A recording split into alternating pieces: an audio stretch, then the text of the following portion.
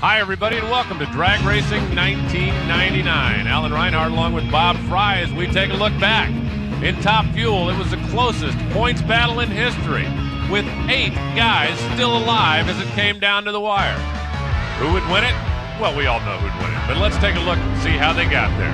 Pomona, California, AutoZone Winter Nationals. Right from qualifying, we knew this was going to be a special year. Mike Dunn and Team Mopar over on the far side of the race course during qualifying would set this field, this track, and yes, the sport on its ear with a spectacular pass of 4.503, good for the top qualifying spot and lowered the national record. Did use up some parts and pieces, as you could see on the run, but hey, when you're setting national records, you got to expect to break a couple of parts. We broke a couple of hearts, too. Joe Amato failed to qualify for his first race in almost 3 years, and that would plague him at the end of the season. Gary Scelzi, round number 1, out of here. It only happened twice in the last 2 years, but that would become a theme here in 1999. And in the finals, there's that Mike Dunn, Darrell Gwynn, the Team Mopar machine. They would line up against former Winter Nationals champ Larry Dixon in the Miller Light car, owned by Don Prudhomme, tuned at this time by Dale Armstrong.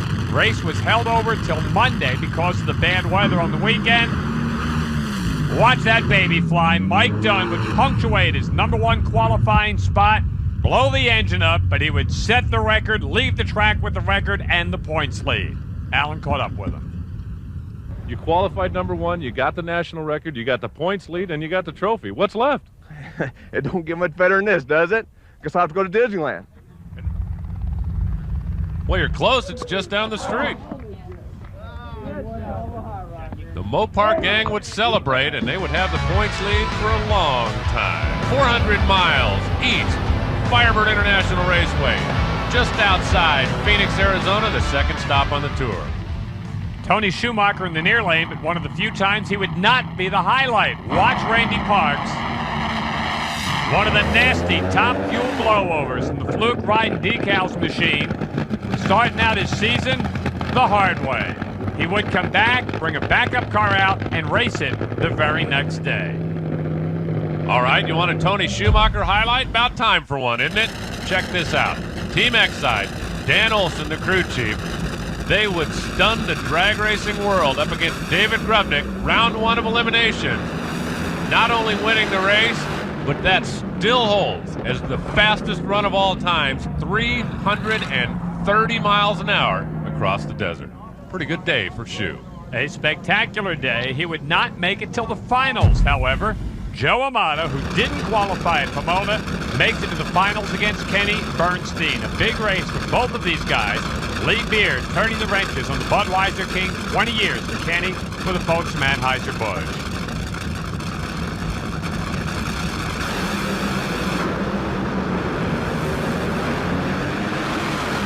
You saw Kenny's car haze the tires a little bit in the middle, and for Amato, that's not a bad way to bounce back. Bob was there. It's amazing, Joe. You go from a DNQ a couple of weeks ago to top of the world today. God is good, man. He took care of us, you know. It proves the hard work pays off, you know. But for Keystone Automotive, Tenneco Automotive, Valvoline, Van Model 8, Bendix, PPG, all the guys that support this car, they're the ones that get the credit. But my team, I can't say enough about Jimmy Prock and the guys, you know. They worked hard, not a lot of hours, a lot of nights. My son sets home, we said we love you. He told me to kick butt in the final, and we did, boy. Yes, they did. Mike Dunn continues to lead the points. Bernstein, with his semifinal finish, moves up to second. You notice Scelzi's not on that list? First round, he was out of here again. That's 2 straight races. Joe would be our first victim of the winner's curse. Win one race, out round 1 the next race, like in the Mac Tools Gator Nationals. The folks from R.J. Reynolds had the Winston No Bull Challenge in effect in '99. Get an opportunity to draw the lucky ball. If you're the driver in the fuel category, you would run for $100,000. Doug Herbert's name was pulled out down in Gainesville, Florida at the Mac Tools race. The Snap-on Tools car got a chance to run against Larry Dixon in the semis. Does he even have a chance to go for the $100,000 in the final? Herbert in the far lane, Dixon to the near lane. Kind of like a $50,000 run here. It was the first time anyone would get this close, as Dixon had troubles, and Herbert went to the final round with an extra $100,000 on the table. In 4:55, that would win you a lot of races. In that final round, he would come up against Mike Dunn, the Team Mopar car, leading the points, looking for his second win on the season.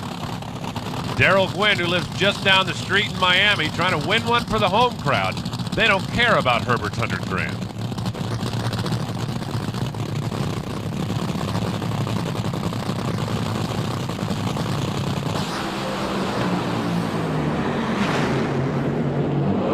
You notice you didn't see Herbert out the side of Mike Dunn's car? Neither did Mike. He wins the race, Herbert loses the 100. I'll tell you, it's a great win for this Team Mopar.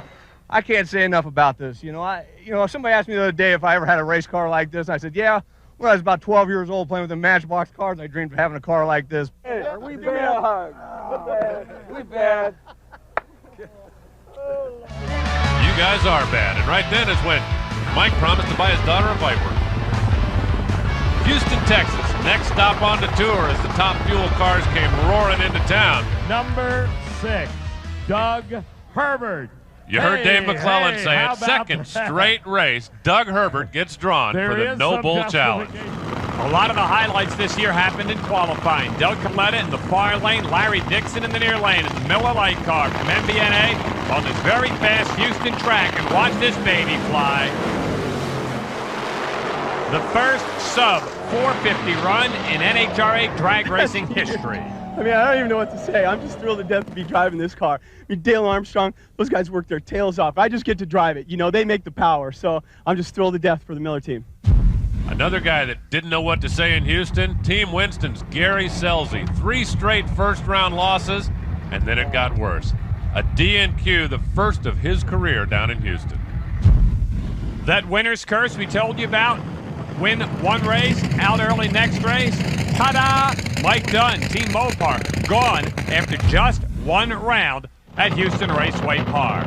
Tony Schumacher would advance into the championship round, taking on Doug Herbert. Herbert, little deja vu, $100,000 worth. Let it get away in Gainesville. Chance to win it right here. 6 figures riding on the Snap-on car in the far lane.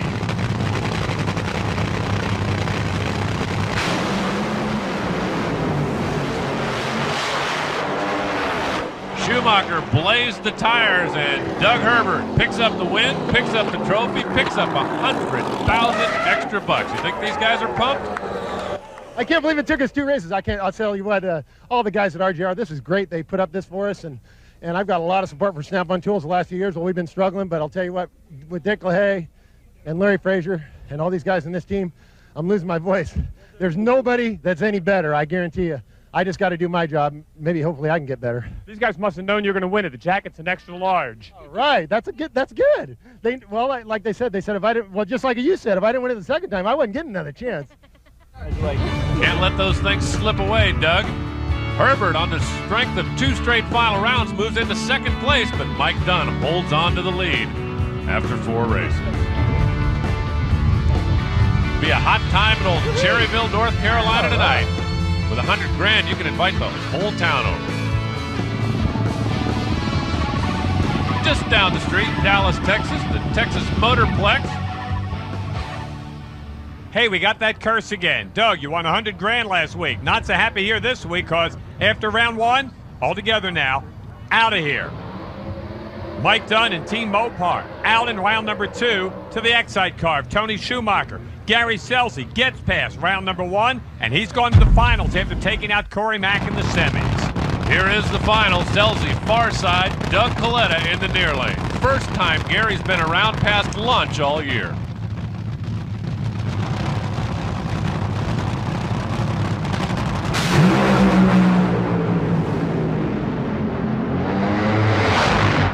And how's that for a way to bounce back after a DNQ? 456, 319. Gary Scelzi wins one.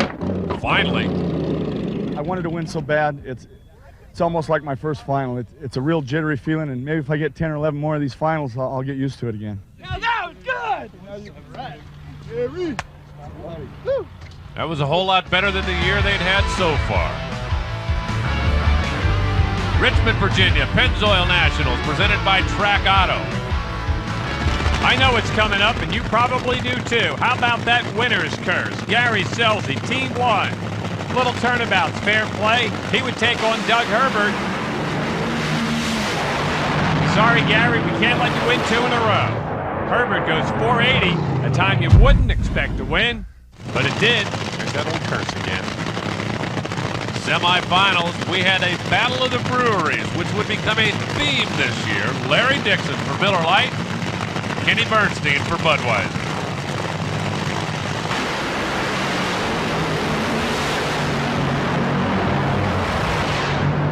This one goes to the Miller car, 465-306, and Dixon's headed for the final. All that remained to be seen would be the final round opponent. Jerry Gwynn out in front, encouraging his driver, Mike Dunn. Hey, we've won 2. Let's put the 3rd one up on the board. They would have Corey Mack, the MBNA car from Joe Gibbs Stables, in the other lane, and Corey loves this racetrack. Corey loves beating Mike Dunn. 471 got the job done. 294, and it put the 2 guys from the coast, Corey McClenathan and Larry Dixon, against each other in the championship round. Corey loves this racetrack. He had won 2 of the previous 4 years here in Virginia.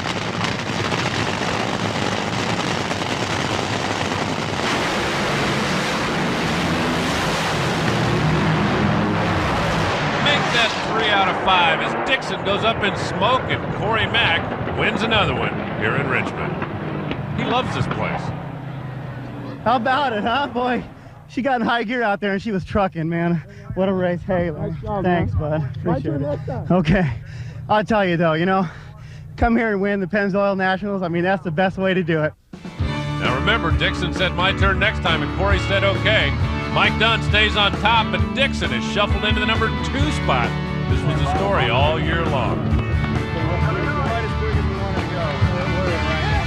Mike Green right there, the crew chief at that point for the MBNA car. We were swinging to Atlanta, Georgia, with an opportunity to see if that winner's curse would be in effect again, and that's oil, that must be. Yep, Corey Mack, round 1. See ya. This is starting to get downright spooky. It's almost like you don't want to win. Well, maybe that's not it. Doug Coletta, Kenny Bernstein, round 1. Watch the butt cake. You see that tire? That was Kenny's tire. The right rear tire exited the Bud King, sent it on its side and into the wall. Kenny was unhurt, but his day was done. Well, the car left, had the front end up. I thought we were really looking pretty good. I was pretty excited, and then it shook real hard. Vibration came in and just completely blurred the vision, took it away. But at the same instant that happened, then the car made a turn, just turned right, just hard. And then you're just a rider. You just hang on, and I saw the wall coming towards me, and I knew I was going to hit it with the top of the roll cage, and that's a little scary. But the car did good. The safety on the car with the Murph McKinney car, and you know, the fact of NHRA safety that they make us put in these things, plus what my crew chief Lee Beard and the crew does, everything's fine. Hey, makes an oil leak look like not such a big thing after a while. Semifinals, Gary Scelzi, Mike Dunn. Dunn still the points leader. Scelzi starting to heat up and trying to move up points. And Scelzi would hold on for the win by just about that much. Move into the finals against the guy who just was lucky enough to dodge Kenny Bernstein in that earlier incident, Doug Coletta. Lucky? Come on, Doug's a sprint car driver. You think he doesn't know how to go around somebody that's sliding on their side? He's done that 1,000 times.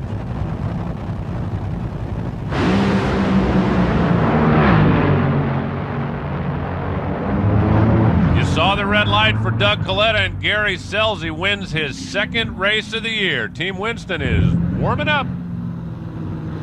This 5-disc clutch is throwing us a lot of curves.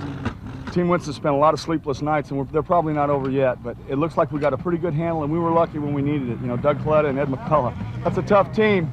They're liable to be like Mike Dunn pretty soon and start whipping them big. Congratulations. All right, guys. Right on, buddy. Way to go.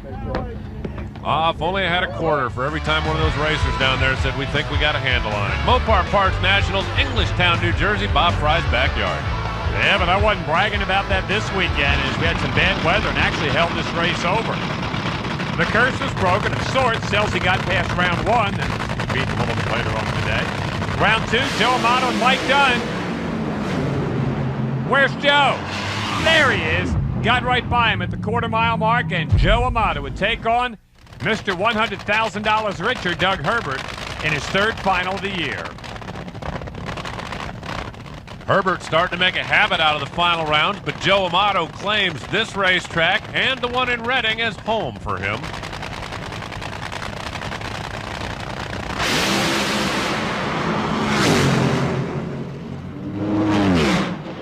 Herbert up in smoke, and Amato wins one in his backyard. He was definitely taking credit for this place.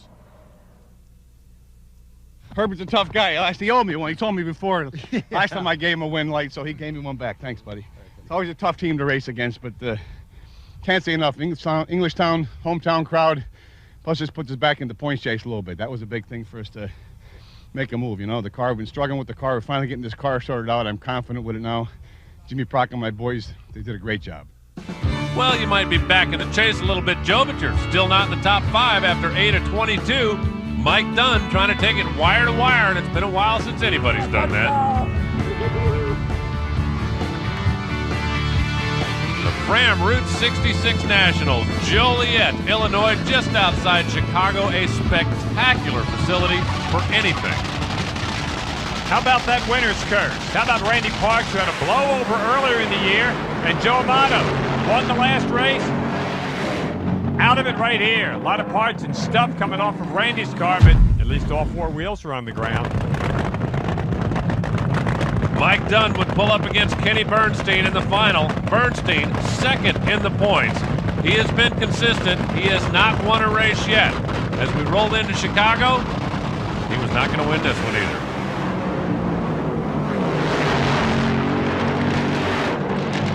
How about those Mopar guys? 470 and 316, not spectacular numbers, but they're stretching out that points lead. Yeah, Mike, celebrate. Have a good time. Mike Dunn tried to pick up on the Ron Capps tradition of tackling the announcer at the end of the racetrack. Didn't go quite so well for Mike. Watch.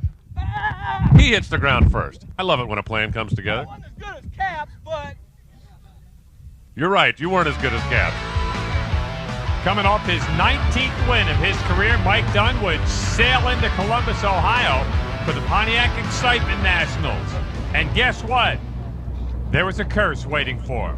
Actually, there was David Grubnick waiting for him, and David, the Australian, took Mike out in the opening round of competition. Corey Mack out in round 1 to Larry Dixon. 3 races in a row, Corey has not gotten past the opening round. And speaking of Dixon, in the second stanza, he would meet up with the CarQuest machine of Paul Romine under the watchful eye of Clayton Harris in the car line. And you say upset? Great win right there for Paul Romine in a 480. Herbert and Selzy, semi-final. Selzy trying to get back on track. Herbert seems like a final round fixture. Herbert goes to his 4th final round of the year. That Snap-on team loving life. Remember, Doug got his first ever NHRA win at this racetrack just a couple of years ago. He wasn't running for $100,000, but he was running for a chance to move up in the points. It would be Bob Vandergriff Jr., winless in his Top Fuel career, but oh so close, trying to stop him. It would not happen. Doug Herbert gets another win. 469, put him in the winner's circle, and made him a solid number 2 in the points chase.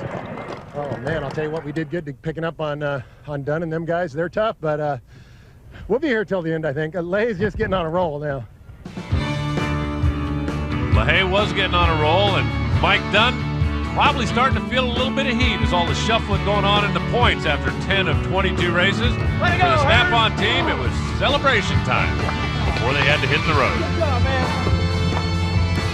Next stop, Madison, Illinois, Sears Craftsman Nationals.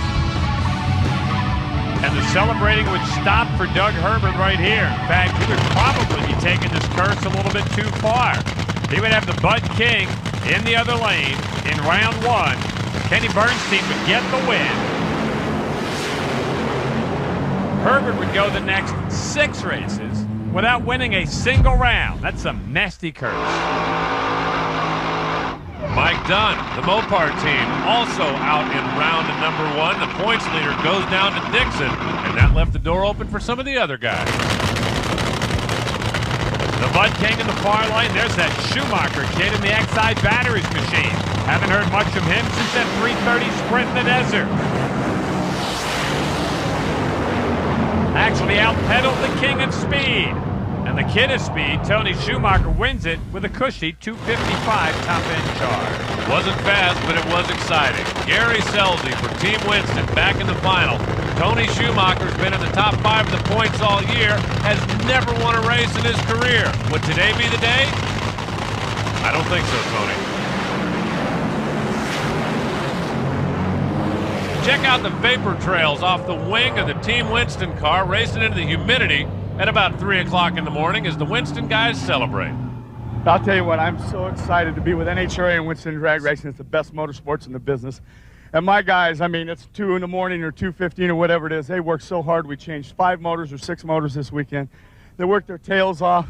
They didn't miss a beat. I mean, Team Winston is just incredible. I'm speechless. It's pretty emotional for me now because this Winston Championship's really, it's something. Matco Tools, NGK Spark Plugs, Martin Senior Paint, Napa Auto Parts. I love you all. Mom, I'll be home tomorrow. This is awesome. You gotta love a guy that stands on there and talks for 5 minutes and then says, oh, by the way, I'm speechless. What, are you kidding me? The track in Thunder Valley, Bristol, Tennessee, and that tower had been there since the late 1960s.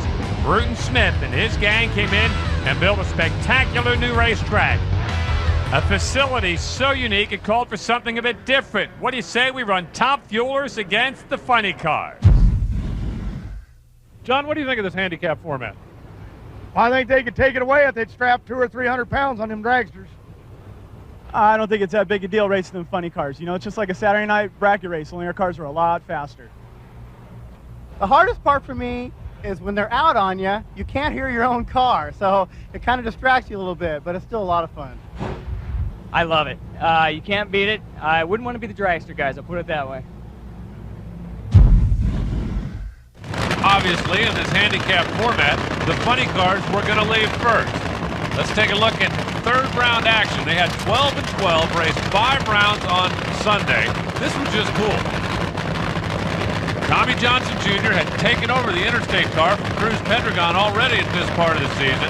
Bob Vandergrift was the #1 qualifier for the dragster guys. This is how the system works.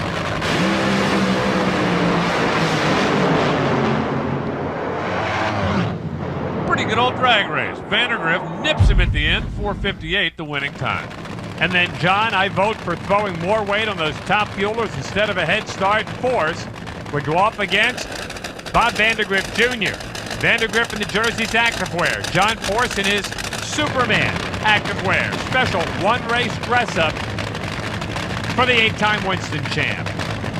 $200,000 on the line.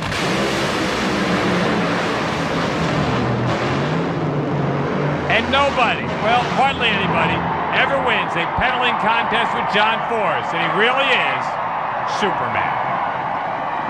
I'm really excited. Winston put up this 200 grand or better, and Bruton Smith just built this beautiful racetrack. Unbelievable in what he's done to help NHRA and Castle and Ford and Mac Tool, all my people. This is probably the biggest day of my life. I don't have to go to Top Fuel. I can stay here where I love funny cars. It's unbelievable. But I want to say something. Dragsters may be king of the sport, but funny cars ruled here this weekend at Bristol. Yes! Yes! God! Yes! Think he was having a good time? Ever! Hey, Vandergrift, if you ever have to race Superman again, bring Kryptonite. On to Denver, the Mopar Parks Mile High Nationals and the spectacular Vandermeer Raceway carved into the side of the mountain, and things were just warming up. That's Gary Scelzi, the curse. Hey, take 2 aspirin and call me in the morning. Out in round 1 against Kenny Bernstein. Mike Dunn, 3rd race in a row. Out in the opening round, he lost to Jim Head in the Checker Shucks Cragen car. Round 2, Tony Schumacher, the red-hot kid in the Exide car, against Doug Coletta, who took out Corey Mack in the semis.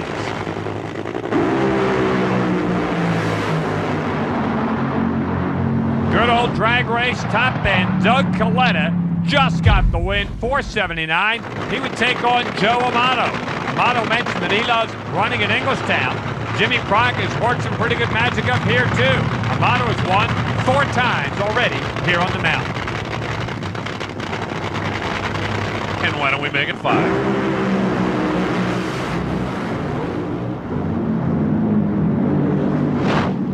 Another one from the It Wasn't Pretty, but it got the job done file. Joe Amato, king of the mountain.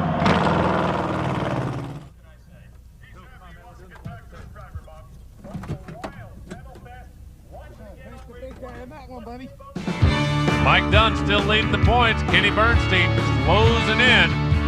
Schumacher sneaks into the top 5, and notice, still haven't seen Gary Selzy on that list all year. On to Seattle, the Prolong Super Lubricant Northwest Nationals, and no, that's not the racetrack, that's the ferry boat, where Larry Dixon, Corey McLenithan, and Doug Herbert all were Sunday afternoon because first round, they were out of here. Repeat, final round in Denver. Joe Amato taking on Doug Coletta. Coletta's 4th final of the year, looking for his first win. Not yet, Doug.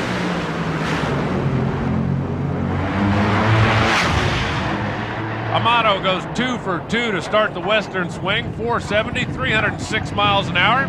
Not bad. Not bad. Yeah, but Joe knew what was waiting for him on the other side of the bridge from San Francisco. Sears Point International Raceway.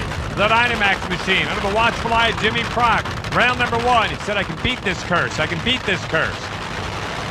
No, you can't. No, you can't.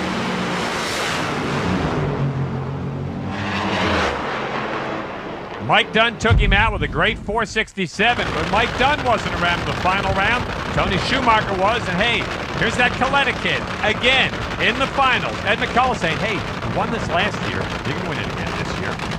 Doug Coletta has never been beaten at this racetrack. Still.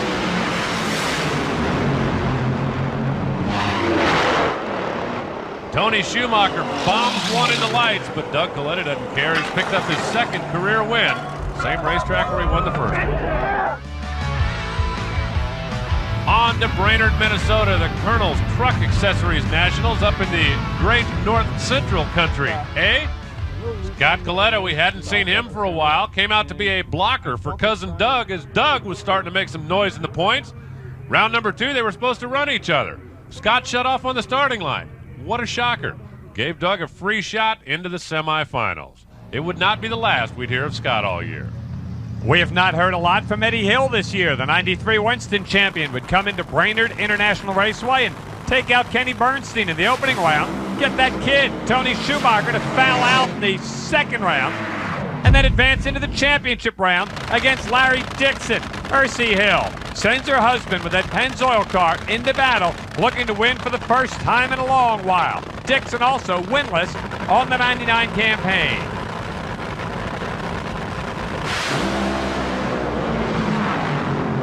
Great final round. Eddie had him covered till the engine breaks. Blower belt comes off. Dixon gets his 7th win of his career and 1st of the year. And the celebration was on at Camp Miller Lite. Come on, guys, high five or something, would you?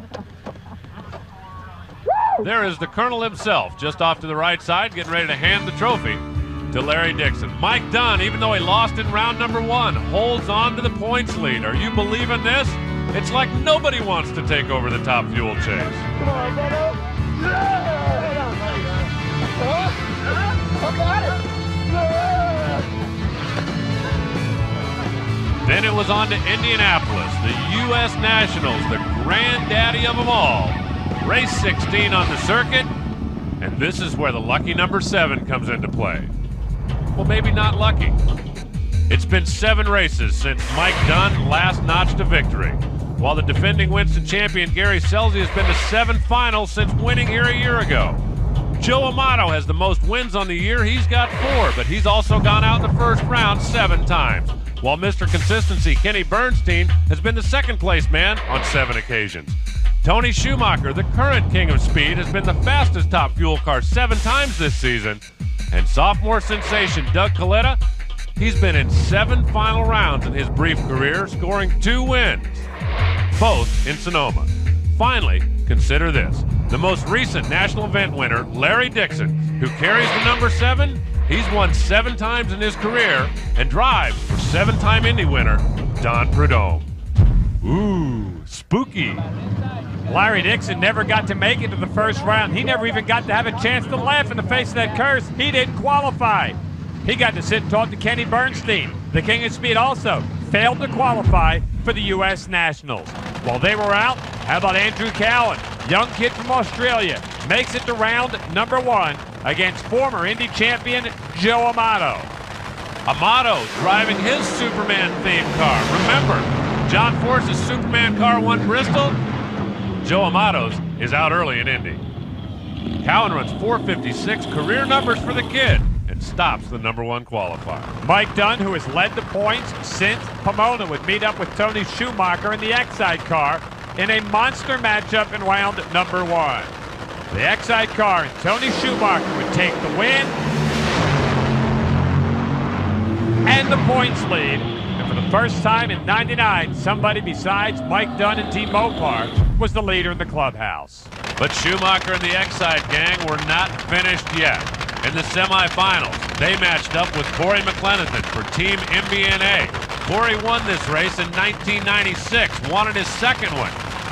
Well, at least he got to the second final.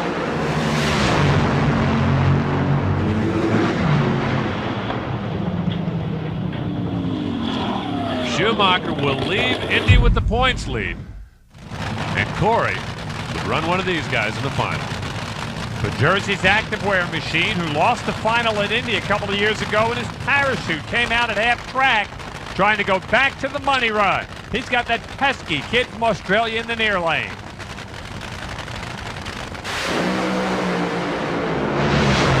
He would also have the best seat in the house to watch that pesky kid in the near lane get the win. And Andrew Cowan goes to the finals at the biggest race here in the States. Get your hat off, son. Andrew Cowan and Corey McLenithan for all the marbles at Indianapolis and the U.S. Nationals.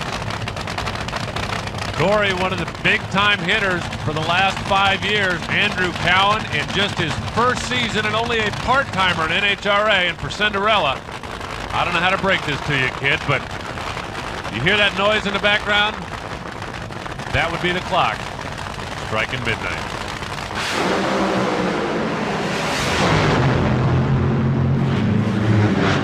Corey Mack picks up his second U.S. Nationals title. The MBNA gang celebrates on the starting line.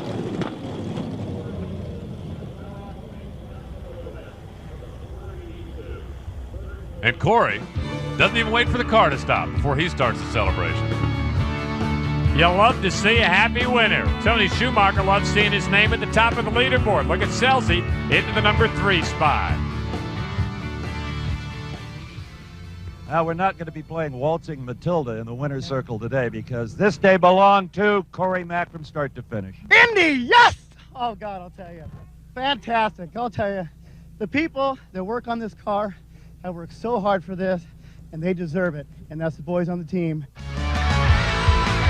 On to the True Value Keystone Nationals, Reading, Pennsylvania, the other one of Joe Amato's hometown racetracks that, oh, by the way, Joe has never won.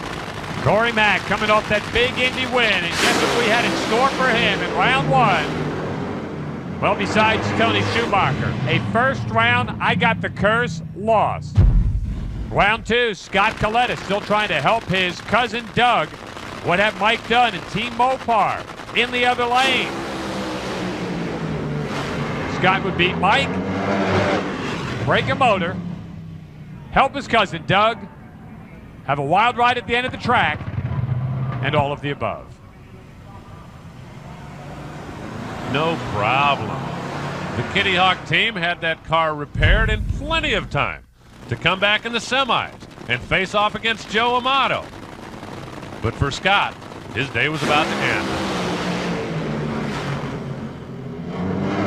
Wheels up, wheels down. Amato goes to the final, 462-307, and all he's got to do to finally win his hometown race is outrun the fastest man in the sport, the Excite car of Tony Schumacher. Dan Olson, the crew chief for this Excite car, had this machine flying all season long. They are the points leader at Maple Grove.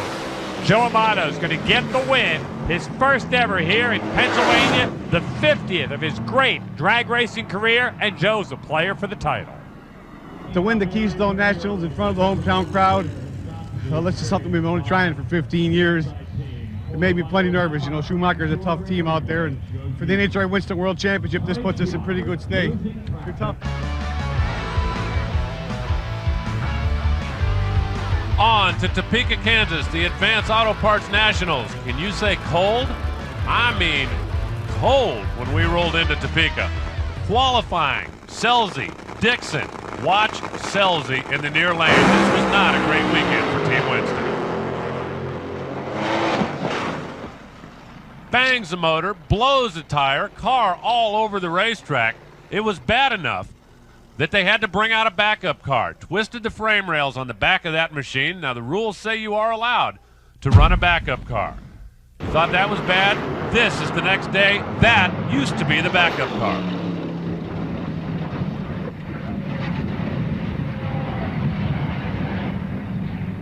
Drag racers, however, don't know how to quit.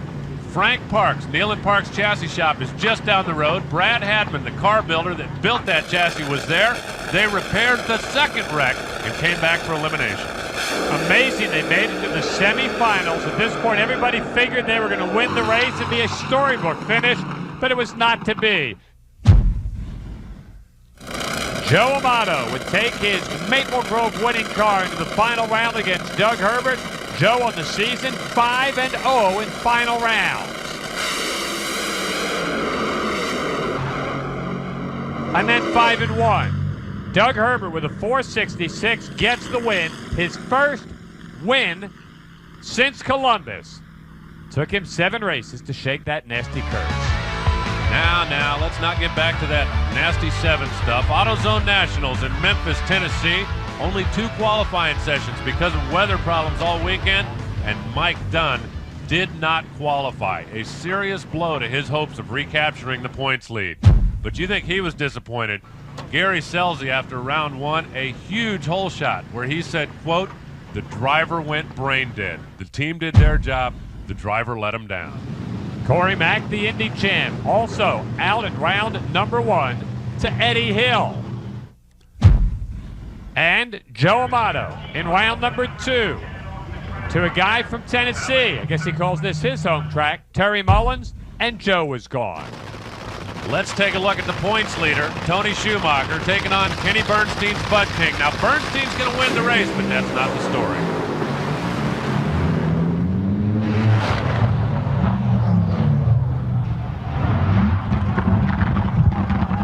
That's the story. A blown tire takes the wing off, turns the car on its side, and bounces it off the walls. Now, the rules say if you crash a car in qualifying, you can roll out a backup car. But if you crash a car on race day, you'd have to fix that car. And in the 90 minutes allowed between rounds, there was no fixing that Bud King. Watch again in slow motion. The tire comes off, the wing comes off. Kenny was not hurt in the incident. I'm fine. I'm disappointed. The boys did a great job, and, we won the race, I think. But it's tough, and I hate it for the Lee Beard and Mike and the whole boys of the Bud team, Prolong Mac are sponsors, because, we need to win that round. We need to go on and win this race, and now we don't have a chance to today. That's a shame. But, hey, you do what you do. That's all we can do. And it was a tough break for the King in speed. It would send Doug Herbert into the finals, looking to go back-to-back. He's got Jim Head, that Checker Shucks Cragen car in the other lane. Head hadn't been the quickest all day, but he made it to the finals. Smoke him if you got him.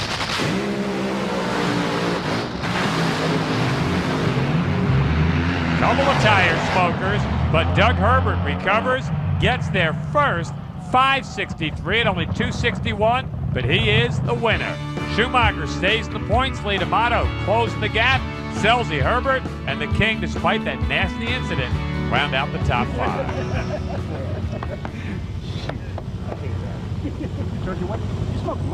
Jim Head says, I hate that. You always hate to lose, but especially when the other guy's running 563. Back to Dallas, our fall stop, the O'Reilly Nationals, presented by Castrol Syntec. Qualifying, Tony Schumacher, Joe Amato, under the lights.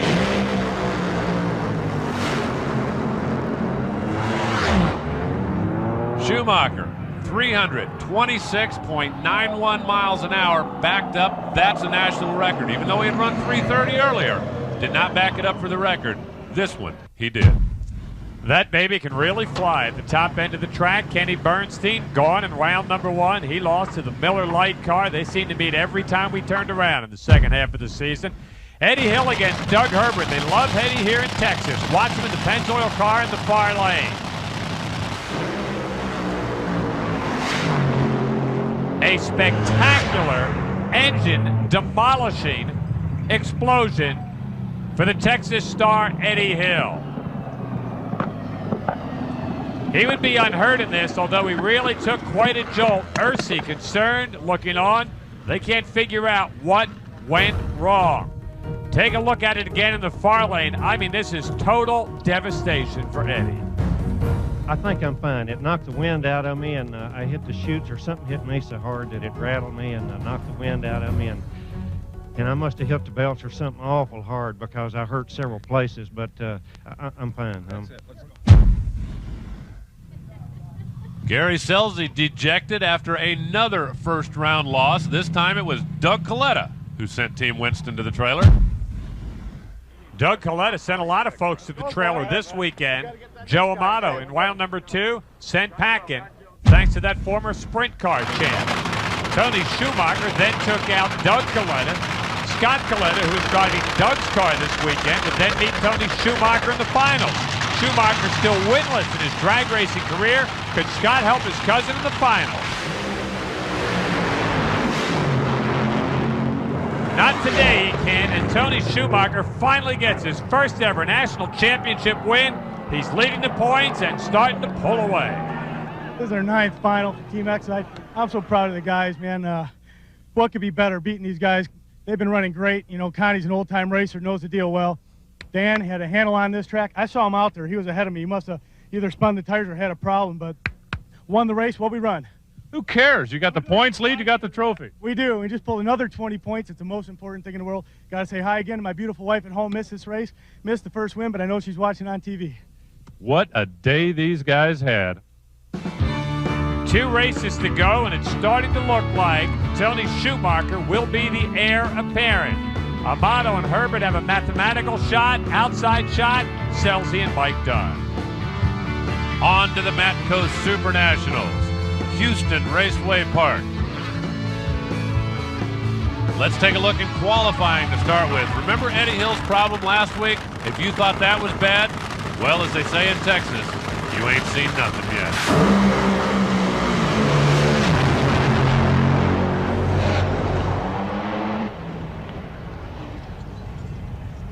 Same basic explosion further down the racetrack. When's the last time you saw a top fuel car with no engine in it whatsoever? Eddie got the car safely stopped, but the concussion of that engine coming apart would be the end of the season for the Pennzoil driver.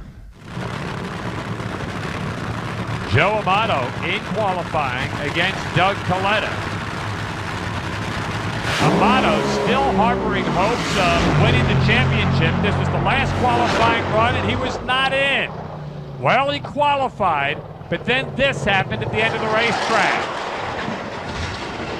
A devastating accident. Joe would get out of the car and be okay, but his team now in the field would have to work all night long to bring out a backup car to race on Sunday. They meet up with Kenny Bernstein in round number 1, Kick their butt. and Kenny would take him out. Into the semifinals, Tony Schumacher still hanging around. Gary Scelzi still thinks he can be a 3-time Winston champ. Wins over Schumacher here and sets the national record at a blistering 4:48, and Gary Scelzi would advance to the championship round. That record is 20 extra points in trying to close the gap on Schumacher. There's crew chief Alan Johnson looking in as he matched up in the final with Larry Dixon. Gary looking to get 20 points closer, but not today.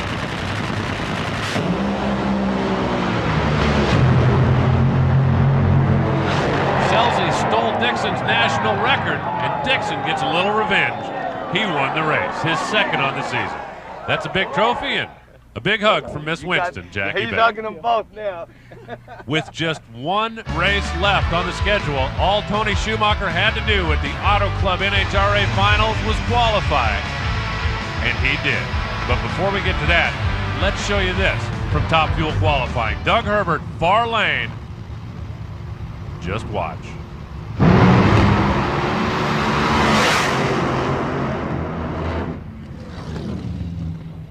Wow.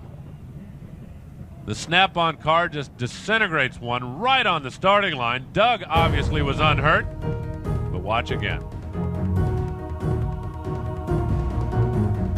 I talked to crew chief Larry Frazier and asked him what went wrong, and he said, you know, we couldn't find any big enough pieces to figure that out.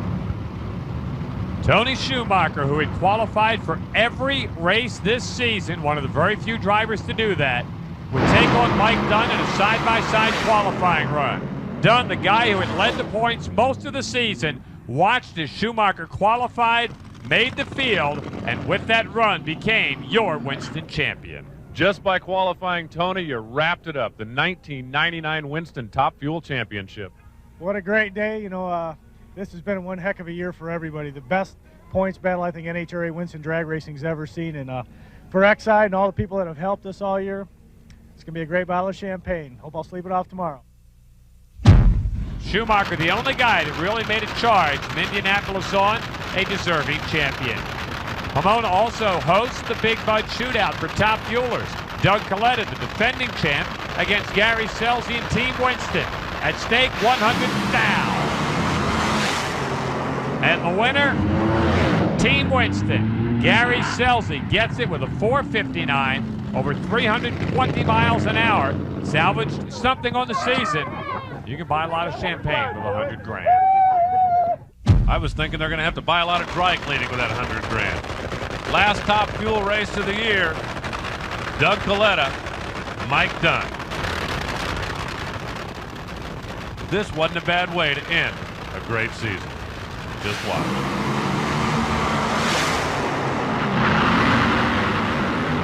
Would you know who won if I didn't tell you?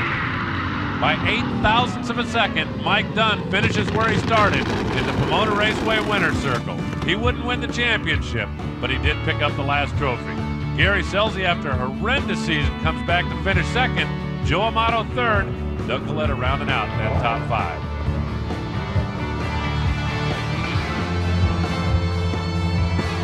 '99 marked the second season for the Pro Stock trucks. Could Bob Pinella, Brad Jeter, or newcomer Mark Osborne dethrone the reigning champ Larry Kopp? Well, yes, they could. And we'll show you exactly how it happened, starting at the AutoZone Winter Nationals, Pomona, California. Larry Kopp, the reigning Winston champion at the start of the season in the Speedco Chevrolet S10 in the near lane. Sandra Sykes over there on the far side. Larry Kopp, right off the bat, would lower the national record to a 7.586, pick up 20 bonus points, and look like he'd be the man to beat in '99. He was not the man to beat in Pomona. Randy Daniels was. His dad, Garley, would lead his kid to the starting line against the man in black, Brad Jeter. The two drivers staged up for the first Pro Stock Championship round of 1999. Randy Daniels would take his bow tie into the winner's circle, the first win of his Pro Stock truck career. And after one, your leader in the points, Randy Daniels. Second race for the trucks, the Mac Tools Gator Nationals. Remember, these guys don't race every week. Mark Osborne against Brad Jeter, and this was to be a record-setting day.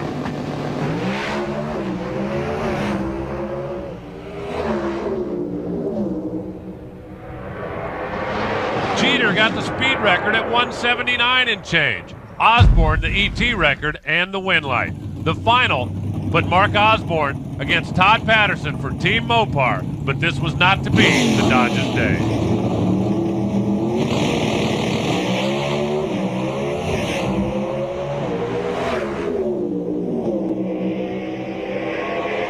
Osborne got the trophy and just about everything else this week. National record, you didn't leave much on the table this weekend. No, national record, #1 qualifier. I can't say enough about my crew chief, Kevin Horse, and I want to say hi to all my guys at work in West Virginia.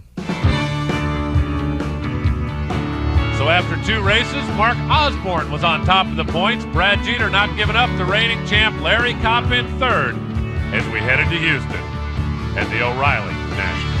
Osborne would make the final round again. This time, Bob Piniella out of the West Coast would be his opponent.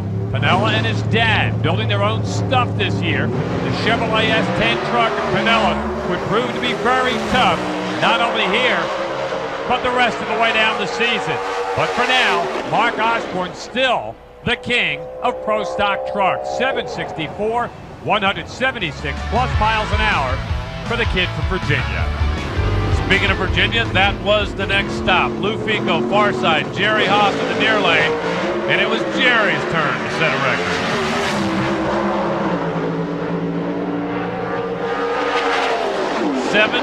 .505 for Jerry Haas. That's now the national standard. In the final, there's that Piniella kid again, this time against Brad Jeter for Carl's Chevrolet. And Piniella, although in his second final, for the second time, would come up short.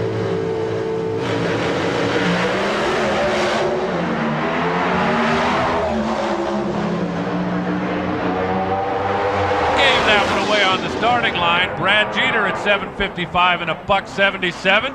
Starting to make a little noise, starting to close in on that points leader. Osborne still out front, but less than 2 rounds between he and Brad, and Piniella is sneaking up the ladder. You get about 20 points for every round you win, and that guy won a whole bunch of them here this weekend. They would go down to Atlanta, Georgia, and the final again would be Mark Osborne and Randy Daniels. Daniels looking for his 2nd win on the young season, looking to close the gap on the points leader. He would accomplish both of those goals. Osborne trouble right off the starting line, big trouble when Daniels crosses the finish line. Randy Daniels, a 2-time winner on the season. Mopar Parts Nationals, Englishtown, New Jersey, on board with Mike Coughlin in the Dexter truck. This is the final. Tim Freeman on the far side. He is driving the 2nd Kessinger truck, teammate to Osborne.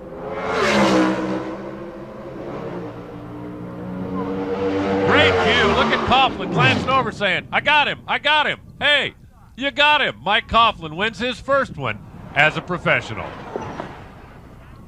It feels great. I've been trying for a long time to win one of these, and it means a lot to me, especially in the professional ranks. And I've tried for a long time in the sportsman ranks and got close, and always had fun at that. And this just makes it that much more special. Osborne stretched it out just a bit this weekend, even without getting to the final. Made a little ground on Jeter and the rest of the boys. Just another one of those Jags boys. Can they drive? Yeah, every one of them. The Fram Route 66 Nationals up next in Chicago. Bob Piniella whooped them all at the Pro Stock Truck Dominator Duel. Picks up $20,000. That's their all-star race for the year. And since the folks from Holly put that money up on Saturday, NHRA would match it if Piniella could come up and double up on Sunday. Actually, another $10,000 bonus. He had Dale Eaton in the Atsco Dodge truck in the far lane. Hey, Bob Piniella, one on Saturday, one on Sunday. Deposited a whole bunch of money in the bank on Monday. All my guys tell me this is the Triple Crown. I don't know if it is or not, but man, it's great. It feels really great, you know. Congratulations to Dale. He did a great job. Everybody did a great job, and all my crew, and I'm just happy for them. And I'm glad we're here. Hey, if you're going to pick up your first win of the season, you might as well make it a double. Pontiac Nationals presented by Summit. Hometown for Summit. Hometown for the Jags boys. This is a different Jag boy. It's John Coughlin against that bad Brad Jeter. And today was a day for the Coughlin.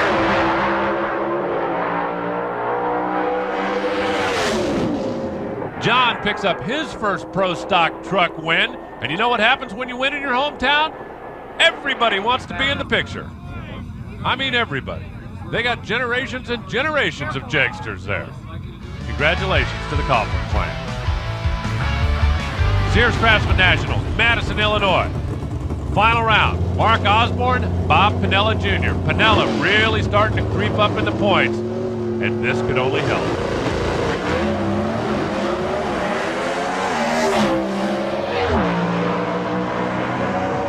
Second time this season that Osborne lost by breaking on the starting line. And Pinella starts to pick up some more of those valuable Winston points as he tries to run down the leader. He is now less than one full round behind Mark Osborne. Jeter, Daniels, and Mike Coughlin wound out the top 5 as we spun into Indianapolis.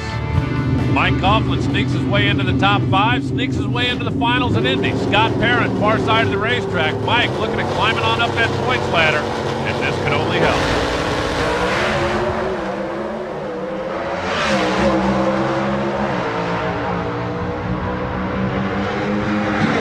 His brother John may have won their hometown race, but Mike Coughlin won the biggest of them all.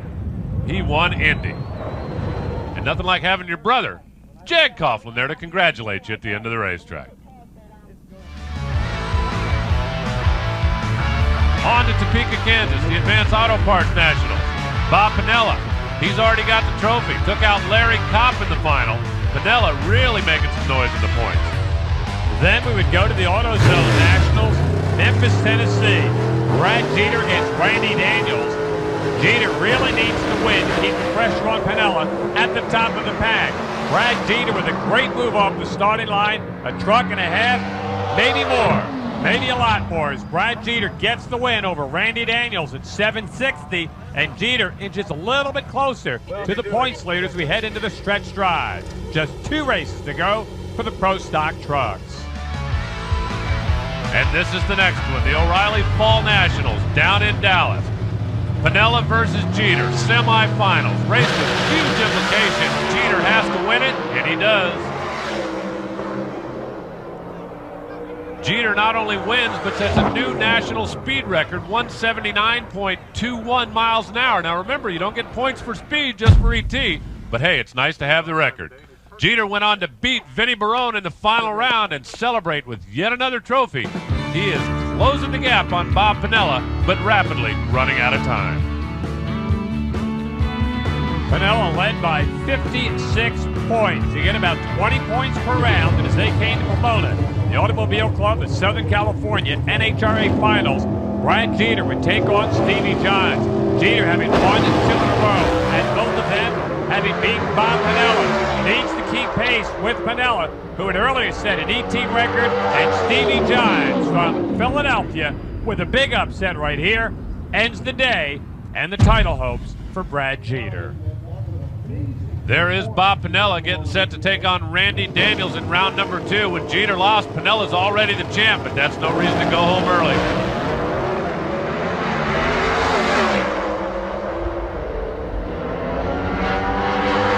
Pinella cinches the truck championship.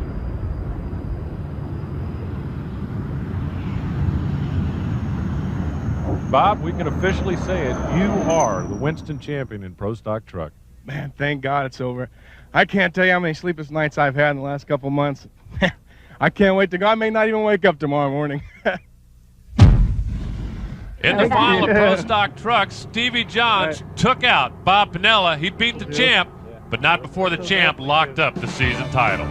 There's the way they finished. Pinella, Jeter, Osborne, Mike Coughlin, and Randy Daniels, your top 5. But Pinella, he gets to take home the biggest check. I mean, big check. Fills the whole car. In addition to the NHRA Winston champions in the pro categories, thousands of racers vie for Federal Mogul championships by gaining points at the national and divisional levels. The 2 top categories, Federal Mogul Dragster and Funny Car. This year, the contestants in the battle for the championship in Funny Car, Frank Manzo in the Kendall car. Quaker State and Roger Dean driver, Tony Bartone. And even Pat Austin, a 4-time Federal Mogul champ, would have a hand in saying who won the 1999 title. At the Pontiac Excitement Nationals in Columbus, where the All-Stars gather every year, it was an All-Star shootout in the final round. Pat Austin from Tacoma, Washington, Frank Manzo from New Jersey meet up in Ohio for bragging rights here in the middle of the year. Frank Manzo runs a great 5.68 at 252, just did beat Pat Austin's 5.71. At this point, Frank Manzo was the leader in the battle for the Funny Car crown. Indianapolis, Indiana, the biggest race of the year. Tony Bartone for Roger Dean. Frank Manzo for Kendall. In 4 final round appearances between Manzo and Bartone, Bartone won them all.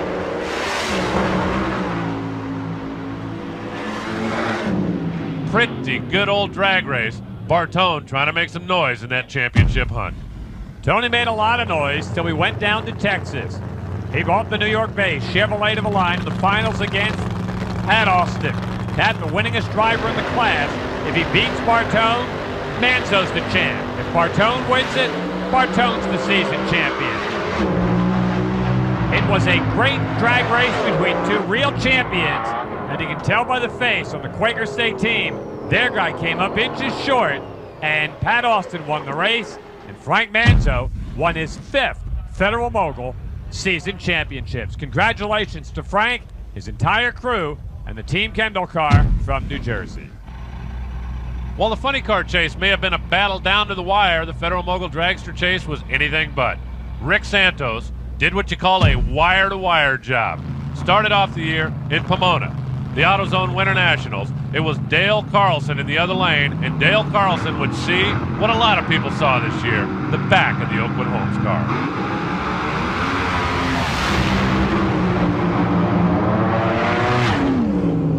Santos had what you call a perfect season. 5 national event wins and 5 divisional wins for his 10-race claim. None were bigger than this one. At Indianapolis, in 18 years since they have run the dragsters and funny cars for separate class, nobody had ever repeated as a winner. Well, it was going to happen this year because Darren Nicholson in the far lane, Rick Santos in the near lane had both won Indy before, and now Rick Santos has won it again. What a way to punctuate his 3rd Federal Mogul Championship. As we headed for Pomona in the Auto Club Finals, there were 2 things that Rick didn't have: the all-time season win record and the national record. And he would not get the national record. Mark Woods, near lane, 5.303 seconds. That's the national record as he punches out Rob Wendland on the far side of the track. Rick Wood, however, moving to the elite group as the only driver to win 8 national events in 1 year in Federal Mogul Dragster. The Oakwood Homes car would take on the new national record holder. Mark Woods would break right off the starting line, and Rick Santos wins his 3rd straight Federal Mogul Championship. His 8th race on 1 year, moves into 2nd place on the all-time win list in this class. What a year. Unbelievable. I mean, what can you say? I mean, to win 8 races in a single season is just unbelievable. The Oakwood Homes team, they're just, I mean, they're outstanding. The work they do on this car to keep it running like it does, and I've been really blessed this year, and I got to thank the Lord. I mean, he's been on my side. In funny car in 1999, the question, could anybody stop John Ford or his teammate, Tony Pedregon? Whit Bazemore tried for the last 2 seasons and came up a bit short. Frank Pedregon also loomed on the horizon, and there's always that Dean Scusa kid. Well, the season started out in Pomona, California, and the AutoZone Winter Nationals, a race that was actually held over until Monday before we could finish it. Cruz Pedregon wasn't around on Monday. He failed to qualify for the show. The Mustang bodies were new on the NHRA Winston Drag Racing Trail this year. Just check out John Force's Castrol machine. This baby was red hot all season long. The Castrol car came up against Gary Densham in the semifinals. Densham, sponsored by the Auto Club of Southern California, looking to make it to the championship round. Both drivers would smoke the tires. Densham got near the center line, but still manages to get in the finals with a chance to win for the first time ever. In that Monday final, he would face John Force's teammate, Tony Pedregon, in a race that the Syntac guys will admit, had it been run on Sunday, they probably would have lost. The Castrol team had problems in the pits, but they had all night to fix it, and that meant they were ready to send Densham home.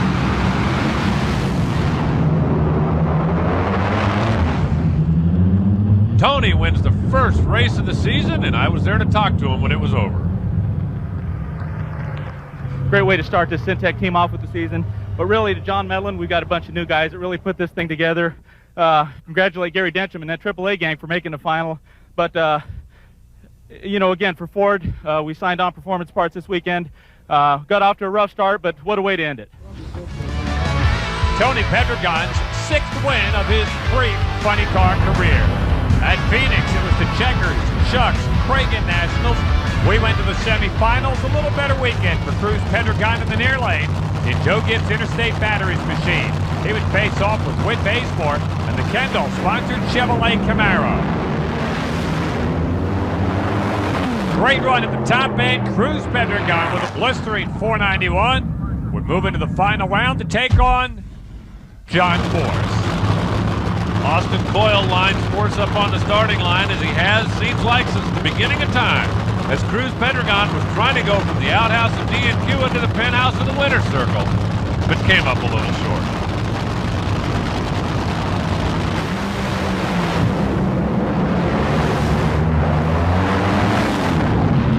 Force wins it. The Castrol team celebrates. Force will take over the points lead, and you can get used to seeing John's name at the top of this sheet because it will be there for the rest of these 22 races. The NHRA Tour headed east to Gainesville, Florida, home of the Mac Tools Gator Nationals, one of the biggest races on the 22-race circuit. We would get set with some more funny car action. Great classic matchup, Al Hoffman in the far lane, John Force in the near lane. Ford against Pontiac, two bitter rivals. Hoffman smokes the tires and John blows him away with a 4.79, 324 miles an hour. Those kind of numbers, the reasons why John's name was at the top of that board. If you thought that pass was quick, watch this one. Phil Burkhardt, far side, Tony Pedregon near. That was the quickest run in the history of the sport at 4.77, 319 miles an hour, but Tony could not back it up for the record. Corey Lane, the Pioneer Team machine, working the crowd, shaking hands, kissing babies, signing a few shirts. He drove for Tom Hoover this year and did a great job. He'd be on the left side of the racetrack in this second round matchup with Cruz Pedregon. By a car length, the kid who has said all I've ever wanted to do is drive a funny car would get the win and advance to the championship round later in the day against his idol, you guessed it, John Force.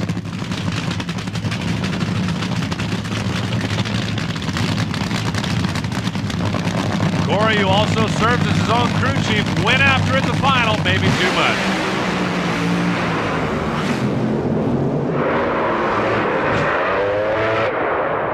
Force wins, Force extends, 481, 311. Pretty good weekend for Team Castrol.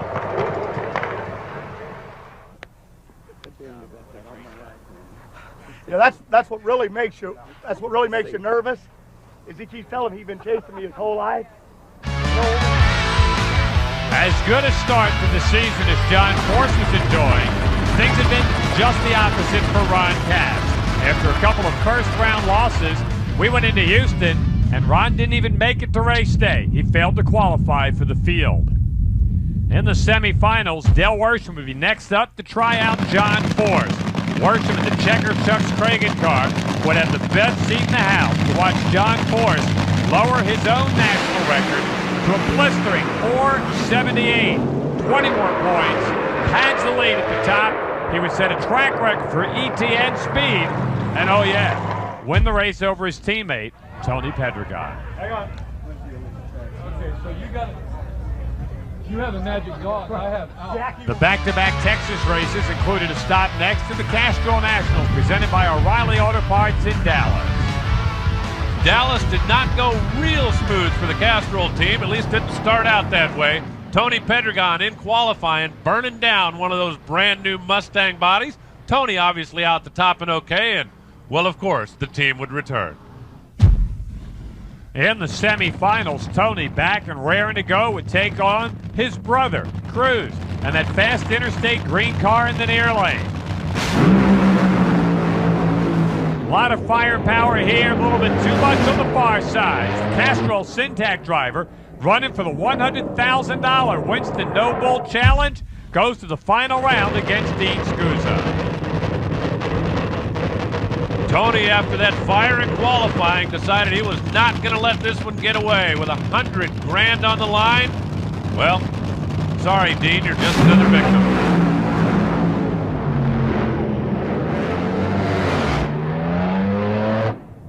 Tony gets his second win of the year, and again, you can see just a little fire underneath that Castrol Syntec car. This time, the onboard extinguishers took care of the problem. 100 grand from the folks at RJ Reynolds for being the Winston No Bull winner. John Force still leads the points. Believe it or not, after 5 races, he's starting to pull away. Tony, Cruz, Whit, Bazemore, and Dean, your top 5. It's been a great season so far. We're 5 for 5, and we cannot be happier. You know, our competition right now, they're really not running up to par, and we're just trying to take advantage of that. And Winston put up all that money, and we're just, I told them I'll do anything for them right now. Plus they gave me this jacket, but great weekend. The guys worked really hard, and you know, we had that fire on Friday, and you know, we overcame that, and a big race for us for Syntec, and we had all our 4 people out here, and I'm just glad it's over. Boy, those Winston guys don't know what kind of pressure they put on us when they put that much money on the line.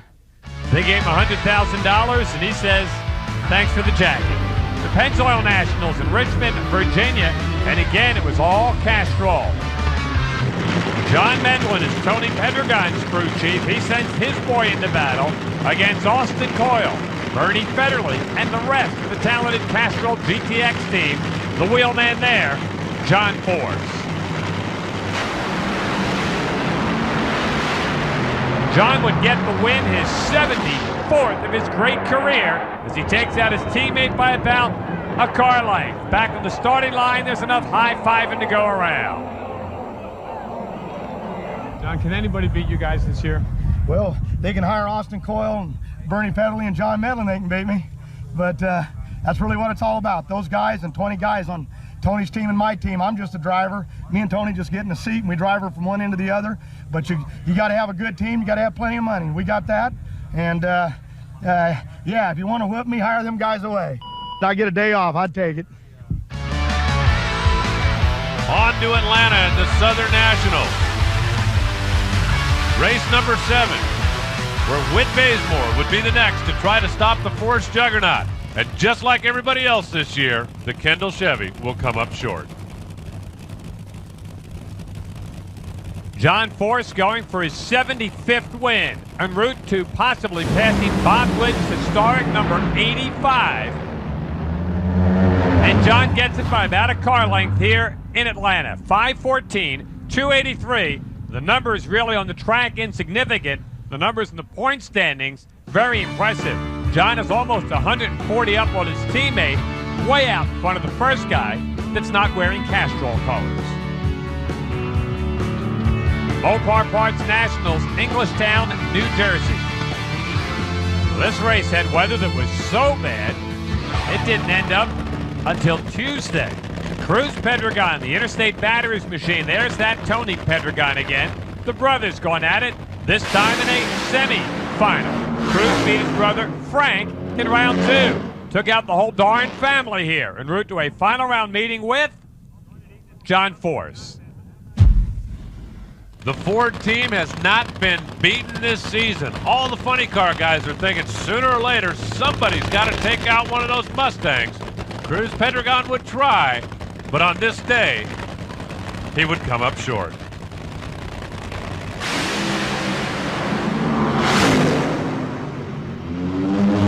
John Force wins again, and little did we know that was the last time Cruz Pedregon would drive the interstate car. Perfect season continues. All I got to say is the one guy puts fear in my mind when I go to the start line, because the only guy that knocked me off in the 90s was this bad hombre right here, and I love him to death, and I love him because he gave me his brother Tony. So let's get it. Let's head on to the next one. Thanks.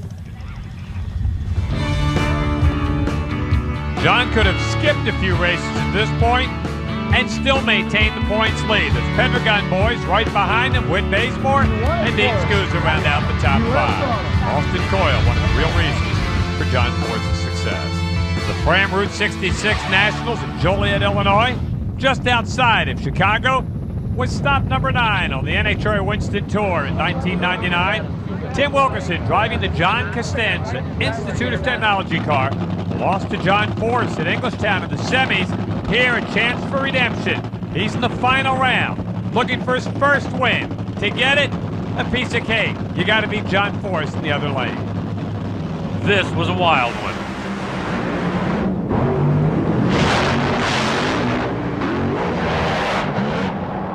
Wilkerson wins it by out-pedaling the champ, and he was having a good time. Wasn't that cool? Oh, man. That thing started shaking out there, and I pedaled and started smoking. I'm thinking, oh, God, he's going to go by me. Please, God, give me a break. You know, it's been coming for so long. All those folks at home that always say, why don't somebody kick John Force's butt? We did it, okay? Get off my back, okay? The monkey is gone and the party is on. How about that? First win of the year by beating the guy who's been unstoppable. On to Columbus, Ohio and the Pontiac Excitement Nationals. And first-time funny car winners were about to get routine. Tommy Johnson Jr. replaced Cruz Pedregon now at the wheel of the Interstate Batteries car. It became a pretty bad hot rod. The green team, owned by Joe Gibbs. This is the first national event for TJ, a former national event winner in Top Fuel. Some kid by the name of Phil Burkhardt. He's got the Nitrofish car on the left side, or near lane. And he's going to the next round. How about Phil Burkhardt, 508, 294, and he would go into the semifinals with a chance to meet that man again. The Nitrofish, out trolling for champs. They got the 8-time Winston Kingpin in the other lane.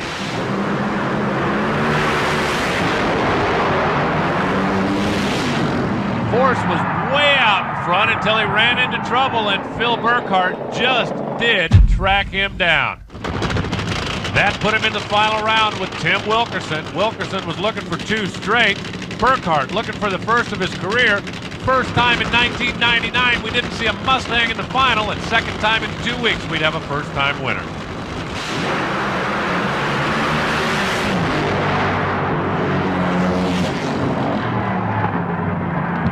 Burkhardt whoops them all, and the big fish got his lunch today. Oh, man, I have to give all the credit to my crew chief, Wayne Dupree, and the whole crew. Paul Gratton, the team owner, he's great. I mean, that's the reason that I'm in this car. The whole crew did an excellent job keeping this thing going down the racetrack, and I can't thank them enough. Force still comfortably out of the lead. Whit Bazemore slides around Cruz, who is now carless, and closes on Tony Pedregon in the battle for the 2 spot. Sears Craftsman Nationals under the lights at Gateway International Raceway in Madison, Illinois, just across the river from St. Louis. Not nice to get John aggravated. Final here, Force, Tony Pedregon. 3rd time this year they've met in a championship final. This baby was over early. As John heads right on down the course with a 494. Tony smoked the tires. Probably couldn't even see the boss through all that tire smoke. John Force wins again en route to that inevitable 9th title. The Winston No Bull Showdown took place at the newly refurbished Bristol Dragway. In Bristol, Tennessee, part of the Tri-Cities of Kingsport and Johnson City, Bristol Motor Speedway. Right there in the background, huge crowd, $200,000 purse, and a unique format. It's kind of a team deal. There's Wilkerson, there's Forrest, there's Hoffman. All right. They're all together in this funny thing. Car guys Funny are Car is going to united. gang up against the Top Fuel cars. Cruz Pedregon was back as an owner-driver of the Go Racing Pontiac, and this featured a handicap start between the funny cars and dragsters. John, what do you think of this handicap format? I think they could take it away if they'd strap 200 or 300 pounds on them dragsters. Is this handicap? I just thought I was getting left on like I always am. The hardest part for me is when they're out on you, you can't hear your own car, so it kind of distracts you a little bit, but it's still a lot of fun. I think the dragsters are going to finally find out who the queen and the king is out here. Some great comments from the drivers on both sides of the coin. Slight handicap would go to the funny cars, and at the end, it would be Superman, John Force, in that one race action collectible car against Bob Vandergriff Jr. in the Jersey's car. He had never won an NHRA national event in Top Fuel. If he could win here today, beat Force, he could get $200,000. But none of that would happen, and today, as it had been all season long, John Force was the man. I can't even believe this is happening. Great racer, Vandergriff, and just unbelievable. Austin Coyle and Bernie Federle and John Mellon and Tony, this whole team, they just fought all weekend, and everyone's telling me we're Superman. I ain't Superman. I'm just old John. I got to tell you, I was playing the cliff all day to bail you out of this deal, how we ever got here. But I'm really excited. Winston put up this 200 grand or better, and Bruton Smith just built this beautiful racetrack. Unbelievable, and what he's done to help NHRA and Castle and Ford and Mac Tool, all my people. This is probably the biggest day of my life. I don't have to go to Top Fuel. I can stay here where I love funny cars. It's unbelievable. But I want to say something. Dragsters may be king of the sport, but funny cars ruled here this weekend at Bristol. Yes! Yes! God! What his t-shirts would say was Top Fuel is king, but force rule. On to Denver, Colorado. Beautiful Vandermeer Speedway hosting the next stop on the NHRA Tour. In qualifying, the John Costanza car with Tim Wilkerson behind the wheel, Frank Pedregon driving for Big Jim Dunn in the far lane. The John Costanza gang based right down the road from this track. The top end of the quarter mile, Tim Wilkerson would have some big problems. Lots of fire underneath. He would try to get that car stopped, get out of it at the end of the racetrack. We didn't know it right now, but this would be the last ride for Tim Wilkerson and the John Costanza team for 1999. He got out safely thanks to the efforts of the safety safari. On to the final round, Tony Pedregon and Whit Bazemore. Tony's been in 6 finals. He's lost to his boss 3 times, and this was to be his 3rd win.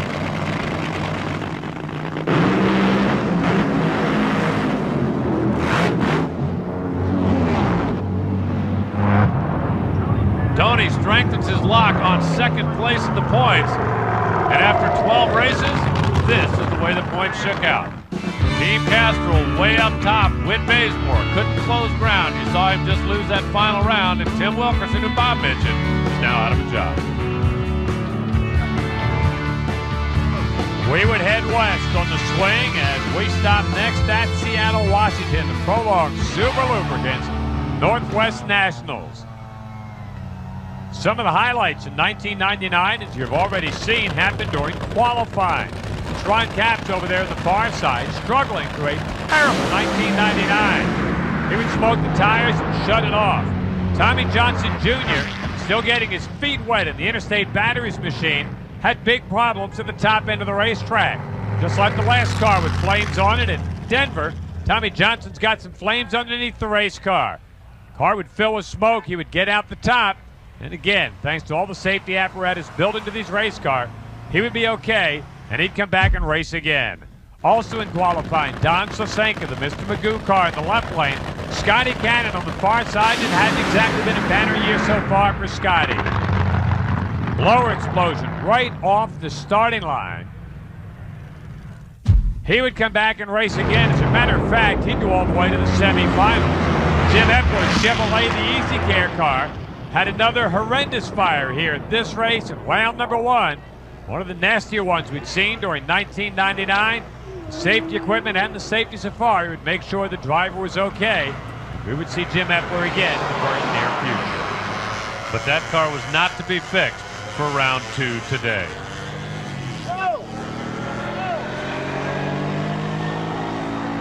See Jim Epler just kind of walking away in disgust as the safety safari tries to put the fire out.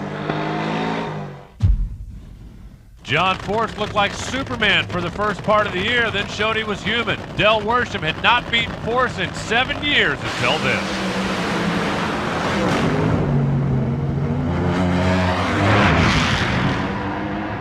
Del goes into his first final round in a long time for Checker, Shucks, and Craig. His final round opponent would either be Scotty Cannon, who got that Oakley car back together, or Whit Bazemore, who was enjoying a pretty good Western swing with a brand new Chevrolet Camaro body. Kendall Carr gives him a run, runs him down, and runs all the way to the final round. Whit's 5:16, good enough to advance past Scotty Cannon into the championship round against Del Worsham. As you look out the windshield of Whit Bazemore's car, as you can see through the glare, and you can see closely, you're going to see Del Worsham outrun him for his first race win since '92.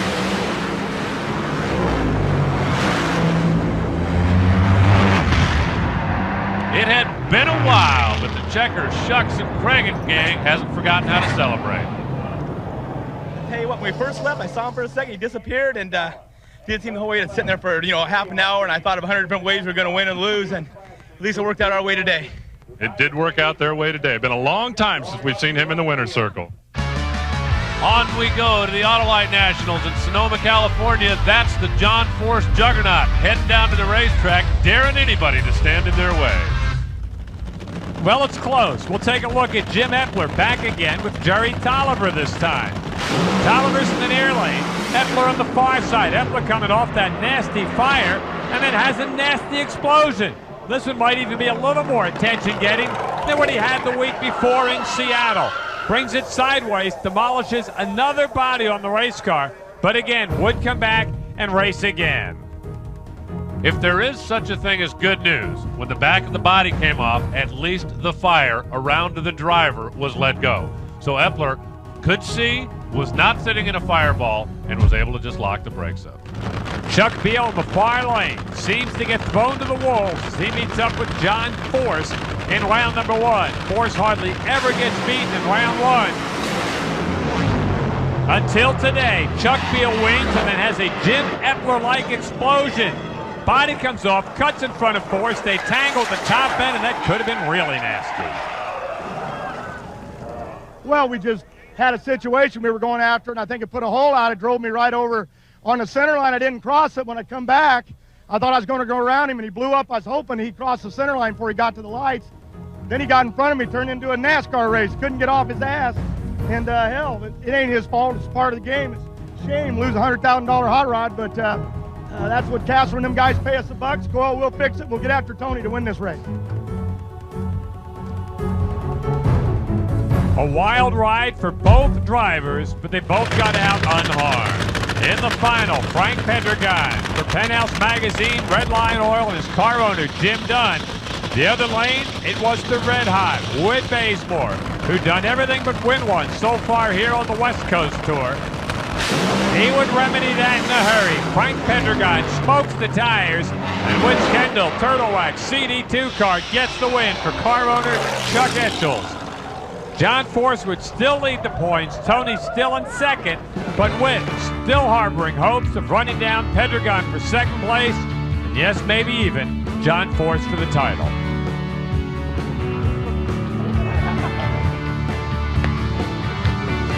Who'd have believed when these guys teamed up we'd be this far into the season before Witt won one. On to Brainerd, Minnesota, the Colonel's Truck Accessories Nationals.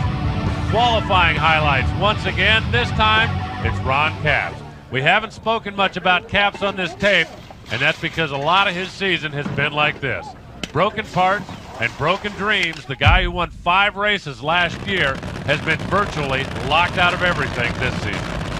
They did get the car back together, the Coke machine against that Whit Bazemore guy. Battle of Chevrolets and another fire, as hard as it may be to believe, for Ron Capps. That's 2 in one weekend.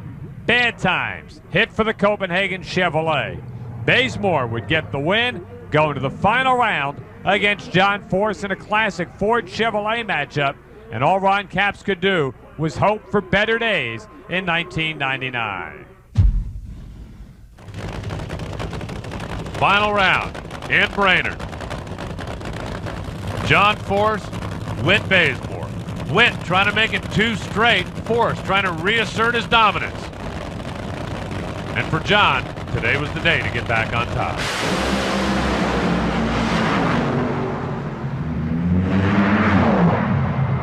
Whit gave a run for a while, but couldn't match John's 492 at 313.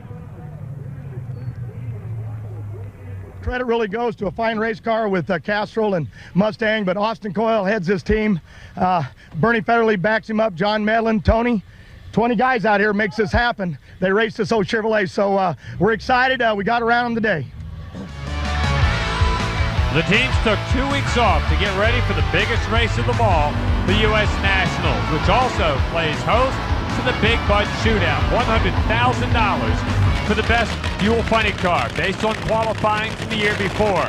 This is Ron Capps, the gold Copenhagen car in the near lane against Dean Scusa, round 1 of the shootout. Capps would get the win, and then have another fire. This one even more devastating than the one 2 weeks earlier at Brainerd, Minnesota. That Gold Copenhagen body was only supposed to race one weekend. This isn't the way they wanted it to go out. The safety folks would get there, Ron would climb out of the race car, and the team would go back to work in the pit area, putting the Copenhagen car back together and get it to the line not only to win round number 2, but go to the finals against Tony Pedregon for $100,000. And in a season that has been nothing but disaster for the Copenhagen guys, this could be their only highlight.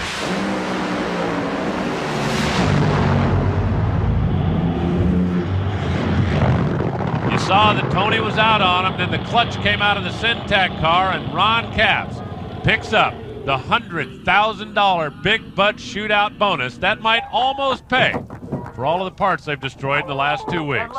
And Ron was so happy when he won this race, he forgot to even try and tackle me. Also in qualifying, Dale Creasy Jr., the Mad Magazine car in the far lane against Jack Wyatt. Creasy was not qualified. This was his last shot to get into the big show. He would not do it, but not for lack of trying. Almost like that Jim Epler explosion we saw from California. The engine lets go, and this time it takes off the entire body on that Mad Magazine funny car. Good thing they go by the slogan, what? Me worry? He was okay, got out of the car unharmed, but would not qualify for the running of the U.S. Nationals, and Dale Creasy Jr. from nearby Illinois could only sit and watch for round number 1. Capps in the Copenhagen car makes it back against a guy by the name of Bob Gilbertson, who not only had never raced at Indy before, he had never even set foot on the property. Gilbertson takes out the Big Bud Shootout champion in round number 1, one of the more stunning upsets of this running of the U.S. Nationals. But we were not through with round 1 upsets. That's Frank Pedregon, far side. John Force in the near side. When's the last time John lost round 1? Today.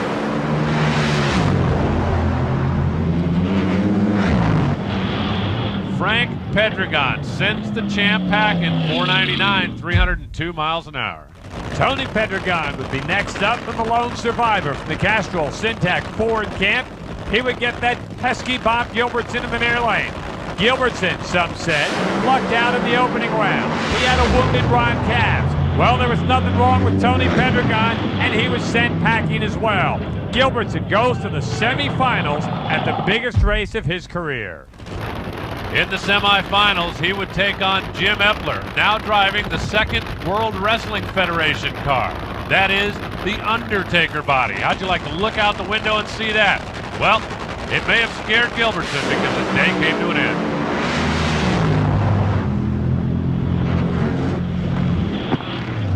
Epler goes to the finals at Indy in a day jam-packed with upsets, and he would race Frank Pedregon. What a rebound for Jim Epler, from the fire in Seattle to the explosion in Sonoma to the finals at Indianapolis. Frank Pedregon, the car owned by Jim Dunn, the far side of the racetrack, and Jim Epler to the near side of the racetrack for the WWF. And a rare red light start in a pro final in Indianapolis, and Frank Pedregon and Jim Dunn's team gets the win here at Indy. First win on the 99 season for brother Frank Pedregon. I was wondering when it was going to happen, but I tell you what, more importantly, I want to thank Jim Dunn. He's the one that deserves this. He's been runner-up a bunch of times, but I'm happy to be here. I want to thank Fred Simmons from Pontiac. Without this Pontiac, we wouldn't be here. Harry Turner, Redline Oil, and of course, Penthouse. Frank Pedregon quietly having a good year. That Indy win put him in the number 4 spot behind Witt, Tony Pedregon, and John Forrest, the only 3 guys to have qualified for every race in the 1999 season. Next up, Maple Grove, Pennsylvania, home of the True Value Keystone Nationals, the very fast track in Pennsylvania.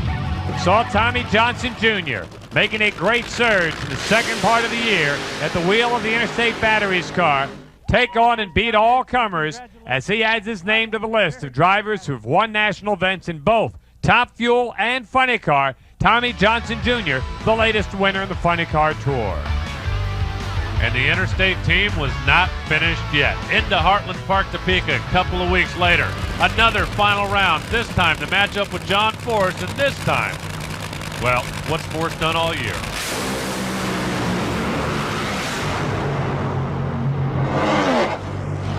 Force wins again, 479, coming very close to that national ET record. John would not be denied, but Tommy would be back in Memphis. At the AutoZone Nationals, presented by Pennzoil, Memphis, Tennessee, under the lights, at night. Another rain-delayed event, another win for Tommy Johnson. This time, he took out Tony Pedregon in the finals. The kid's now been to the finals at 3 straight races. The O'Reilly Fall Nationals, presented by Castrol Syntac, Dallas, Texas. Second time around. Big word that the Interstate Batteries car will not be back next year. We were informed this weekend that there probably won't be a Joe Gibbs funny car next year. It's going to be reduced to a one-car team, and it's unfortunate Interstate won't be coming back. They're going to concentrate their efforts on the NASCAR side, and right now morale here is a little low, but still number one. I think that was the only way they were going to slow that team down. John Force against Scotty Cannon. If John can win this round 2 matchup, he will be the 9-time Winston Funny Car champ. Was it ever in doubt? That's all that's left after Coyle and Bernie take the money.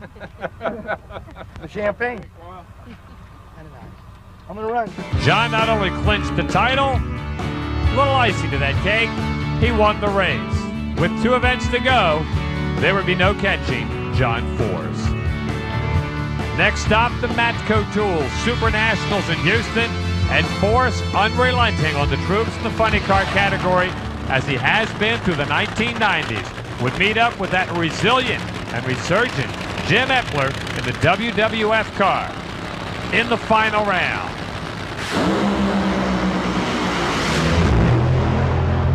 On-board shot with the WWF machine. You had the best seat in the house to watch John Force win it again. And the Castrol guys now just thinking about what kind of margin they can put between themselves and the number 2 car. John Force picks up his 11th win on the season, heading in to the Auto Club final. It'll be another WWF versus John Force matchup in the final round. This time, Stone Cold Steve Austin takes the measure of the champ. Force would like to win 12 this year for Austin and Castrol, but the WWF today will get their first one.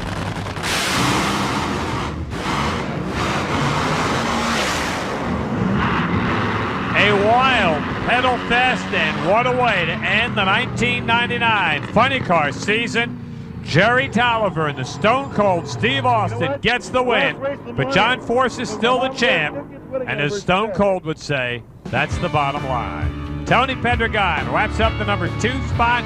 Whit Bazemore, Chevy, Frank Pedregon, and Dean Scusa round out the top 5 in Funny Cars. They call John Force Superman. They call Warren Johnson the Professor. They call Kurt the Professor's son. They call Jag the heir apparent to the throne. And they call Jim Yates the former Winston champ. Richie Stevens the kid, and they would all battle for pro stock supremacy in 1999. They would battle for family supremacy at the first race of the season. The brothers Coughlin, Troy, and Jag from the Jags Racing stable. The first ever all-brother pro stock final in NHRA history. Troy had problems, Jag had none. Jaggy gets the win and starts out the season as the points leader in the battle to see who can unseat Warren Johnson as the champion. The trophy goes to our whole team and everyone back in Columbus, Ohio. The whole Jags Mail Order group just did a fabulous job this weekend. Dick Maskin and everyone in Dart Machinery did a fabulous job too. Our cars were getting quicker with every run, and we're certainly getting into the 99 season as we should. Yeah, that's not a bad way to start. Race your teammate in the final on to Firebird International Raceway. And Troy makes his 2nd straight final. This time, not his brother, but Kurt Johnson in the other lane. For Troy, the result was the same.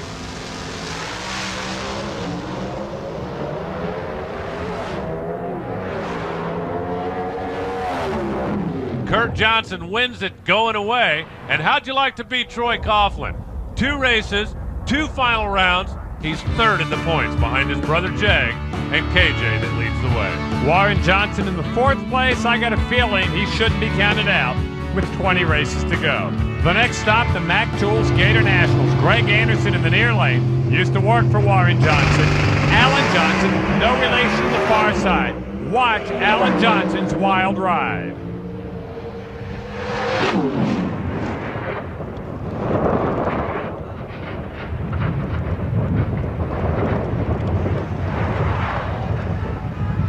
One of the most spectacular flips we have ever seen by any class car at an NHRA National Championship event. As amazing as it would seem, the driver gets out of this unhurt. We can't say the same for the race car.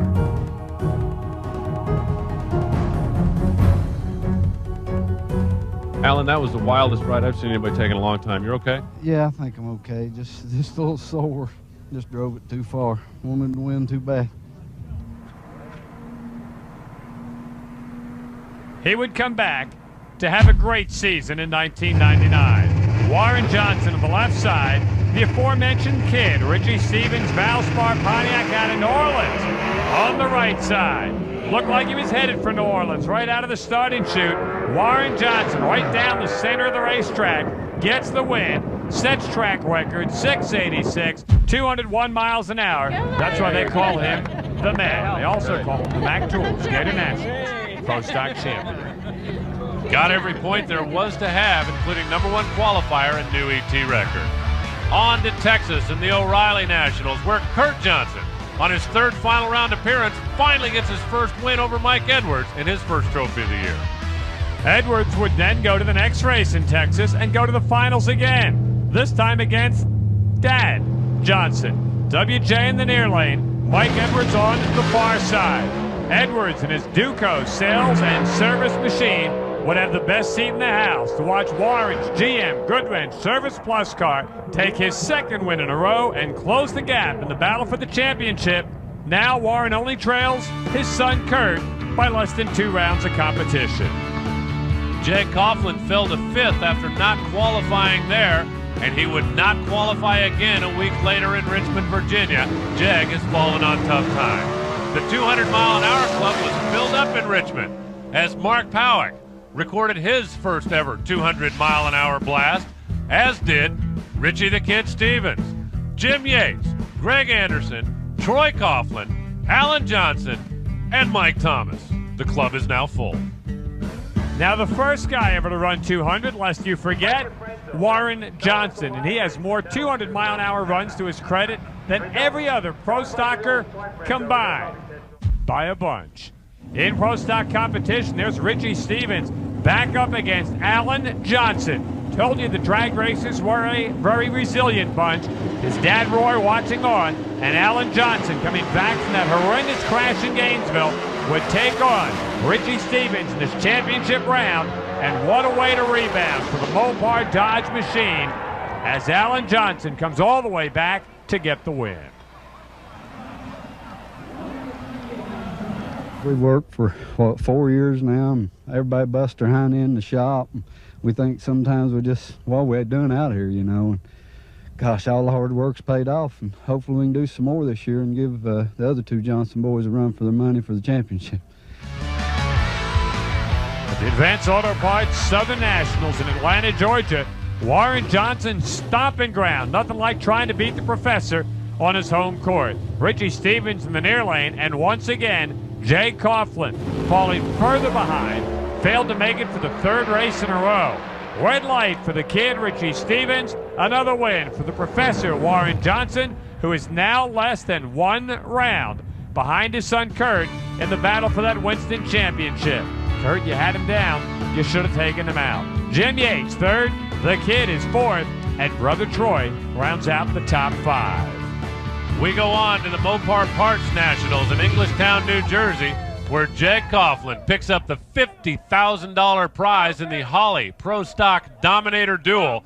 Jag trying to bounce back. A guy on the other side of the coin, Kurt Johnson, his first DNQ of the year. That would become a theme in pro stock. Everyone except the professor DNQ'd at one point or another. Richie Stevens, the kid, coming back from that red light in Atlanta, taking on homeboy Tom Martino in the Century 21 machine. On the far side, how good was Stevens? His best reaction time of the weekend. In the final round, he would hold off Tom Martino and get the win. As Stevens wins in front of the Tuesday crowd at Raceway Park, his first win of the season, his third final round in a row. On we go to the Route 66 Nationals in Chicago, where Kurt Johnson spent most of Sunday signing autographs after bowing out round one to John Nobile. The final, Warren Johnson against another one of those Coughlin boys. Brother Troy looking for his first win in his pro stock career.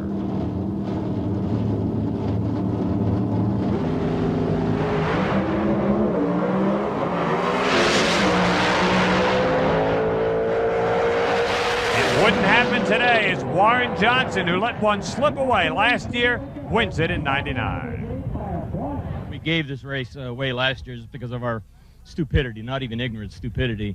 So we're just happy to come back and get it finally. And Kurt's Camaro, it's coming around. He just got a little too aggressive. Our good rent service Firebird, I think we'll be all right now.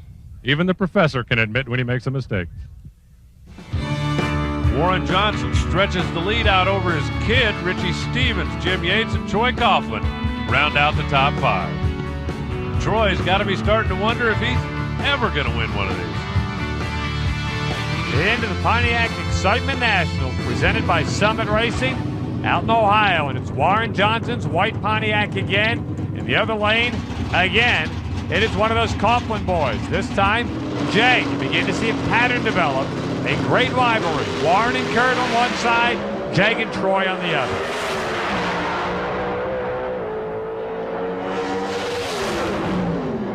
Warren Johnson running 7 flat in the heat of the day on this Columbus racetrack, stops Jaggies and keeps them from having a big family celebration in the winner's circle. On we go to Gateway International Raceway, the Sears Craftsman Nationals, and once again, it's Jake Jr. against Warren Johnson. And when's the last time you saw Warren go out in round number one?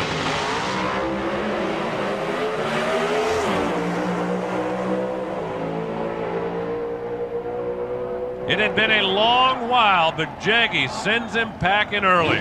As it turns out, Jag would not make it to the final again. But that Alan Johnson would, looking for his second win on the season. This one under the lights at Gateway. He's got Jim Yates in the Pontiac in the other lane. Yates, a 2-time Winston champ, hasn't won on tour since the Winter Nationals of '98.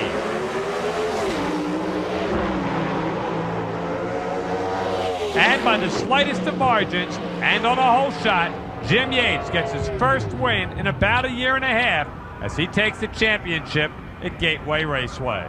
After 11 races, midway through the season, Warren Johnson by a bunch. Kurt is second, and look at Jim Yates quietly slipping up to the number 3 spot. Yeah. Hey, these guys are great. They are great. You inspired me, dude. You're not so bad yourself, Jim. Mopar Parts Mile High Nationals, Jag Coughlin beat his brother Troy in the final, just like they did at the non-points race in Bristol a couple of weeks earlier. The Jags boys really getting on a roll. Jim Yates ain't doing too badly in the middle part of the season either. In the semifinals up in Seattle, he would take on Warren Johnson. WJ on the far side, and Yates coming off that big win, looking to pick up his second win in about 3 races. He takes out WJ, goes to the championship round, and would then meet Kurt Johnson for all the marbles at the Prolonged Super Lubricants Nationals.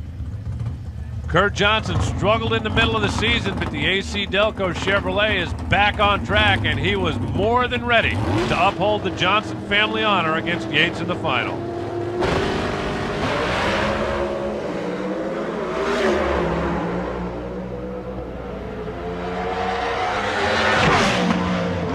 And for Kurt Johnson, after the DNQ in Englishtown, I guess you could say the comeback is complete. He's back in the winner's circle. Warren still leading by a bunch. The rest of the guys still on the chase. Jim Yates has really picked up the pace in the chase, and at the Autolite Nationals in Sonoma, California, he would square off in another final with Kurt Johnson. Second race in a row, these two went at it for all the cash. Yates in the far lane, KJ to the near lane. KJ looking to go back-to-back, but it wouldn't happen this time. He had problems, and Jim Yates all of a sudden puts his helmet right in the battle for his third Winston Championship. I tell you, I love California and I love Sonoma. You know, the Split Fire Peak crew's done such a good job today, and just had a great day. Kurt started off ahead of the pack, but these guys kept chipping away until they beat him in the final. And on we go to Brainerd, Minnesota in the Colonel's Truck Accessories Nationals. It's another Jag Johnson final round. Coughlin, who finished number 2 in the points last year, desperately needs the points if he wants to close the gap on Kurt and catch Warren.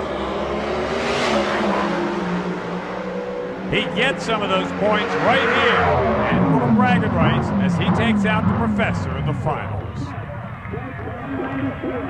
We've visited the Winner's Circle several times and missed a couple good opportunities along the way too, but you know, our whole crew's been working extremely hard. Today's extremely evident of that. My dad, Jag, Dick Maskin, Gary Pierman, Craig Hankinson, the whole Jags team's just really just gelled extremely well this weekend, and again, I think this isn't the last of us this year, 99. Jaggy has a long way to go if he wants to be the Winston champ, but he is steadily and slowly and consistently climbing up the points ladder.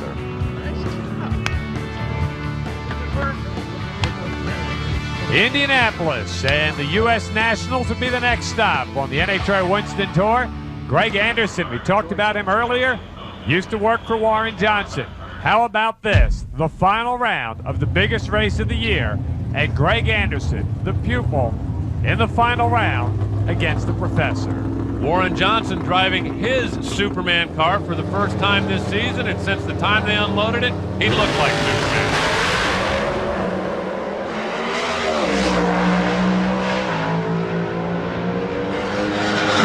For Greg Anderson, there was no kryptonite as Warren picks up yet another U.S. Nationals title. Indy, I mean, it's special to everybody, and I really appreciate running Greg in the final because the fact that he's worked so hard to get to this point, and we're still the best of buddies. Yeah, Warren, you're buddies because you won, but if you'd have lost, it might be a different story. The trail heads on to Reading, Pennsylvania, and the True Value Keystone Nationals. Let's take a look back in qualifying. Bob Perry on the far side, Ron Krischer here in the near lane. The story of this race happens after the finish line.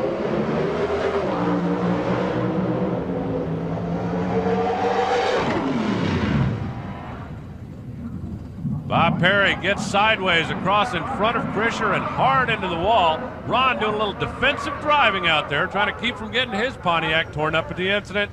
Both drivers were unhurt.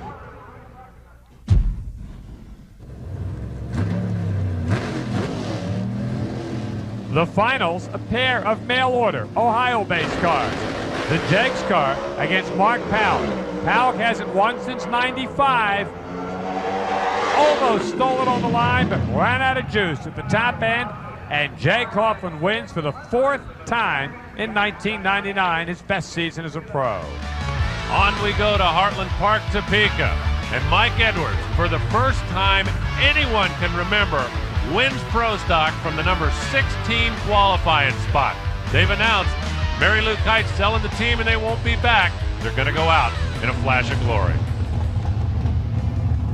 Mike Edwards, who joined Warren Johnson, Kurt Johnson, and Jim Yates, is the only guys to win a Pro Stock race for each of the last 4 years, would double up. We stopped in at the AutoZone Nationals in Memphis. Under the lights, he took out Richie Stevens in another great NHRA Pro Stock final. Even though Warren wasn't around for the final round, he's got a cushy, comfy lead at the top of the pack. The real battle now looks to be for that number 2 position. Mike Edwards, the first time in his long career that he's won back-to-back Pro Stock races, and they were celebrating. The O'Reilly Fall Nationals back in Dallas. Warren Johnson trying to clinch. All he has to do is win the race, set the record, qualify number 1, and have Kurt lose in the first round. Piece of cake.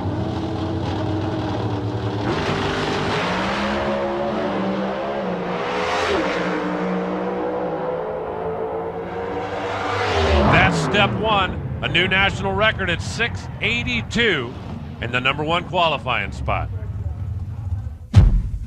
And then when son Kurt was upset in round number 1, began to look like Warren Johnson just might be able to wrap things up here in the Big D. Warren, still flying the Superman colors, was going to take on Jim Yates. And on this day, Jim Yates would have no kryptonite.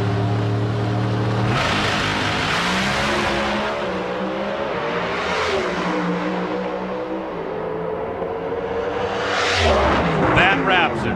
Warren Johnson, for the 5th time, is the Winston champion. I'm absolutely proud of this Good Range Service plus Firebird team. We did everything right for change this weekend. Come on, you've been doing everything right for a while. If I did everything right for a while, I would have won all the races. And the way he works, maybe one of these years, he will win them all. Warren Johnson, your 1999 Winston Pro Stock champion. We went down the road to the Matco Tools Super Nationals in Houston, and Ricky Smith, for the first time in a long while, picks up the win, taking out Tom Martino in the championship round. That took us back to the starting point. Pomona for the Auto Club of Southern California finals. And in the finals, Warren Johnson and Jeg Coughlin. Jeg, who had wrapped up 2nd place in the points, passing Kurt earlier on this day, was going to get one last trophy this year.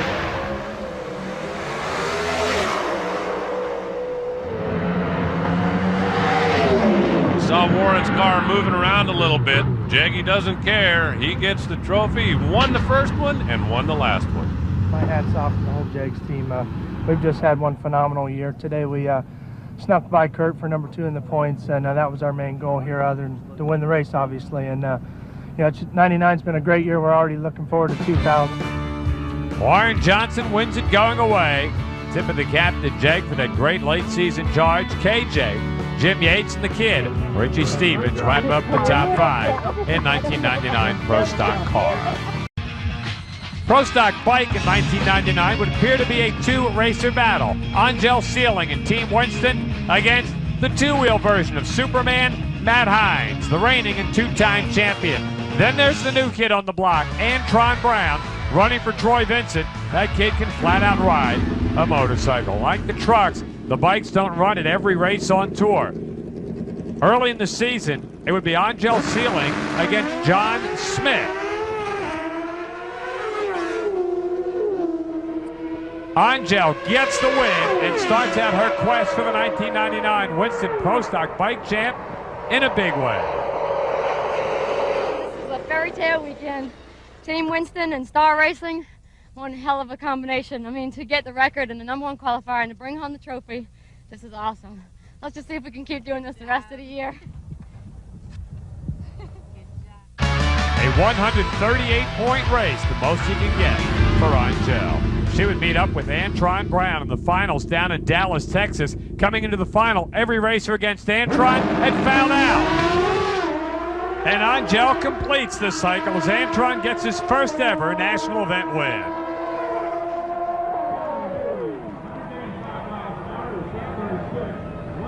You see that 395 reaction time after Angel's light went red.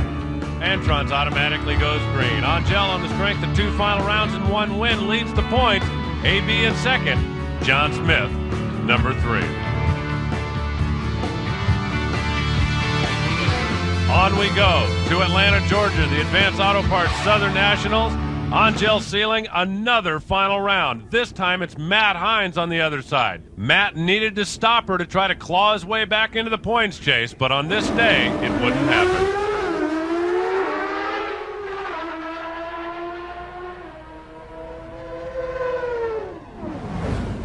Angel, 728, 183. Team Winston goes 3 for 3 in finals and 2 for 3 in the win column.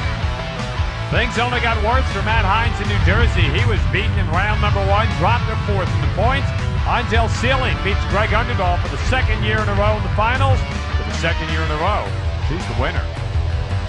On we go to the Fram Route 66 Nationals in Chicago, and Matt Hines for Eagle One in the team has got to be wondering if he's ever going to win one of these. And folks, do not adjust your television. That's really Steve Johnson in the final.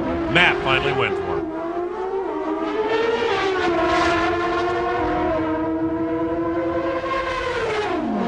And wins it going away. 736, 182. Seemed like it took forever. I tell you what, we just had a great weekend. We made no mistakes, and that's what got us here to the finish line. You know, we've been making mistakes left and right, and we're in for the long run now. You gave Angel a pretty good head start in the points. Have you got enough time? Hey, man, there's always time. Closing the gap now. About 6 rounds behind is Matt Hines. There are a lot of races yet to be run. Next up, the Pontiac Excitement Nationals in Columbus, Ohio. Antron Brown against David Schultz. Antron's second win of the season. He took out Angel in the semis. Schultz going to the finals for the first time in about a year. He's been winless since the Gators in '97, and he took out Matt Hines in the semifinals. But still, the best day belongs to the kid from New Jersey, Antron Brown. Sears Craftsman Nationals. It's Angel and Matt Hines back in the final round. Nobody made any ground at the last race with both riders losing in the semis. Somebody's going to pick up a round here, and it's going to be Team Winston.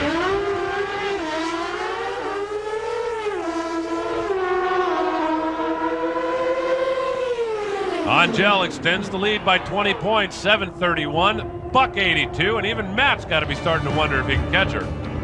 Yep, he is 141 points down. That's more than 7 rounds. Angel looks like she may be on her way to the 99 Pro Stock Bike Championship. At the Mopar Parts Mile High Nationals in Denver, Antron Brown up again against David Schultz. Second time these two have met in the finals this year. Angel Sealing went out in round 1, Matt in round 2.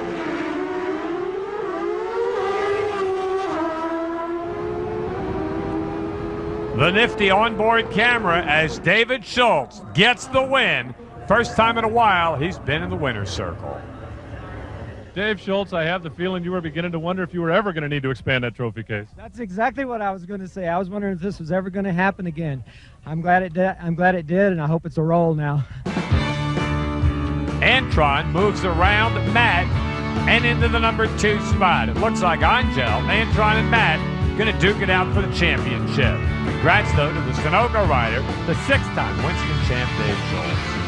Been so long he looked like a first-time winner. On to Brainerd, Minnesota in the Colonels Nationals, where Craig Treble upset the field and picked up his first ever national event win when he took out Dave Schultz in the final. At Indianapolis in the Holly Pro Stock Bike Dominator Duel, Matt Hines picks up the 15 grand by taking out Angel Sealing. He's riding his Superman bike here this weekend. We saw Warren Johnson do it in the Pro Stock cars. Superman trying to go 2 for here on the weekend. Angel in the far lane. This could be a big swing in the points chase.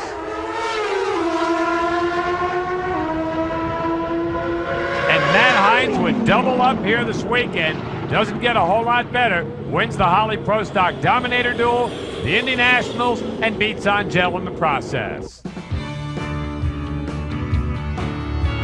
Well, he's closing the gap, but he still had a ways to go. 75 points back, and only 4 races left for the Pro Stock bikes. Next up, the Keystones in Reading, Pennsylvania, one of the quickest tracks on the tour, and that would play into Matt's favor.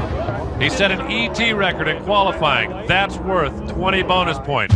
Angel went out early in the day. Matt got to the final round against Dave Schultz, and with this round win, Matt Hines takes the points lead.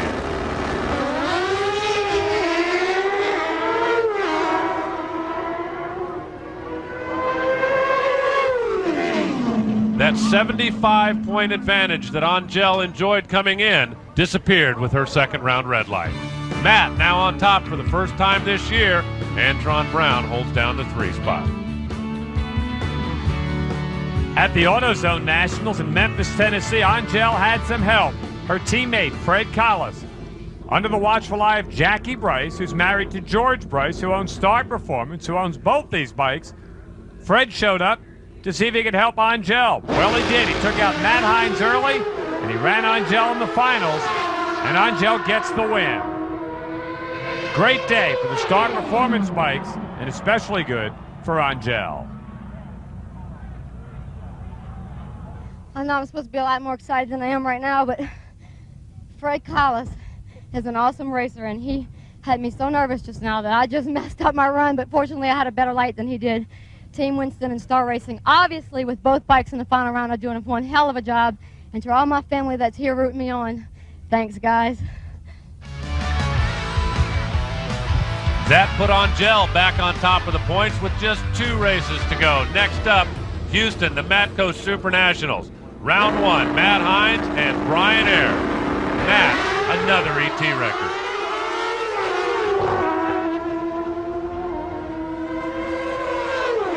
.154 seconds. That's 20 bonus points for Matt Hines as he closes in on Angel once again. In the championship round, Tony Mullen, Antron Brown's teammate, gets his first national event win for team owner Harry Lartigue, who's based right in Houston. At the Automobile Club of Southern California NHRA Finals, round number 2. Greg Underdahl against Angel Sealing. The difference right here, Angel and Matt, basically, whoever goes further in the program is going to win this championship. Angel sluggish out of the gate in round number 2. And Greg Underdahl pulled the stunning upset, took her out. Now, if Matt Hines can win his round over Tony Mullen, he will be a 3-time Winston champ.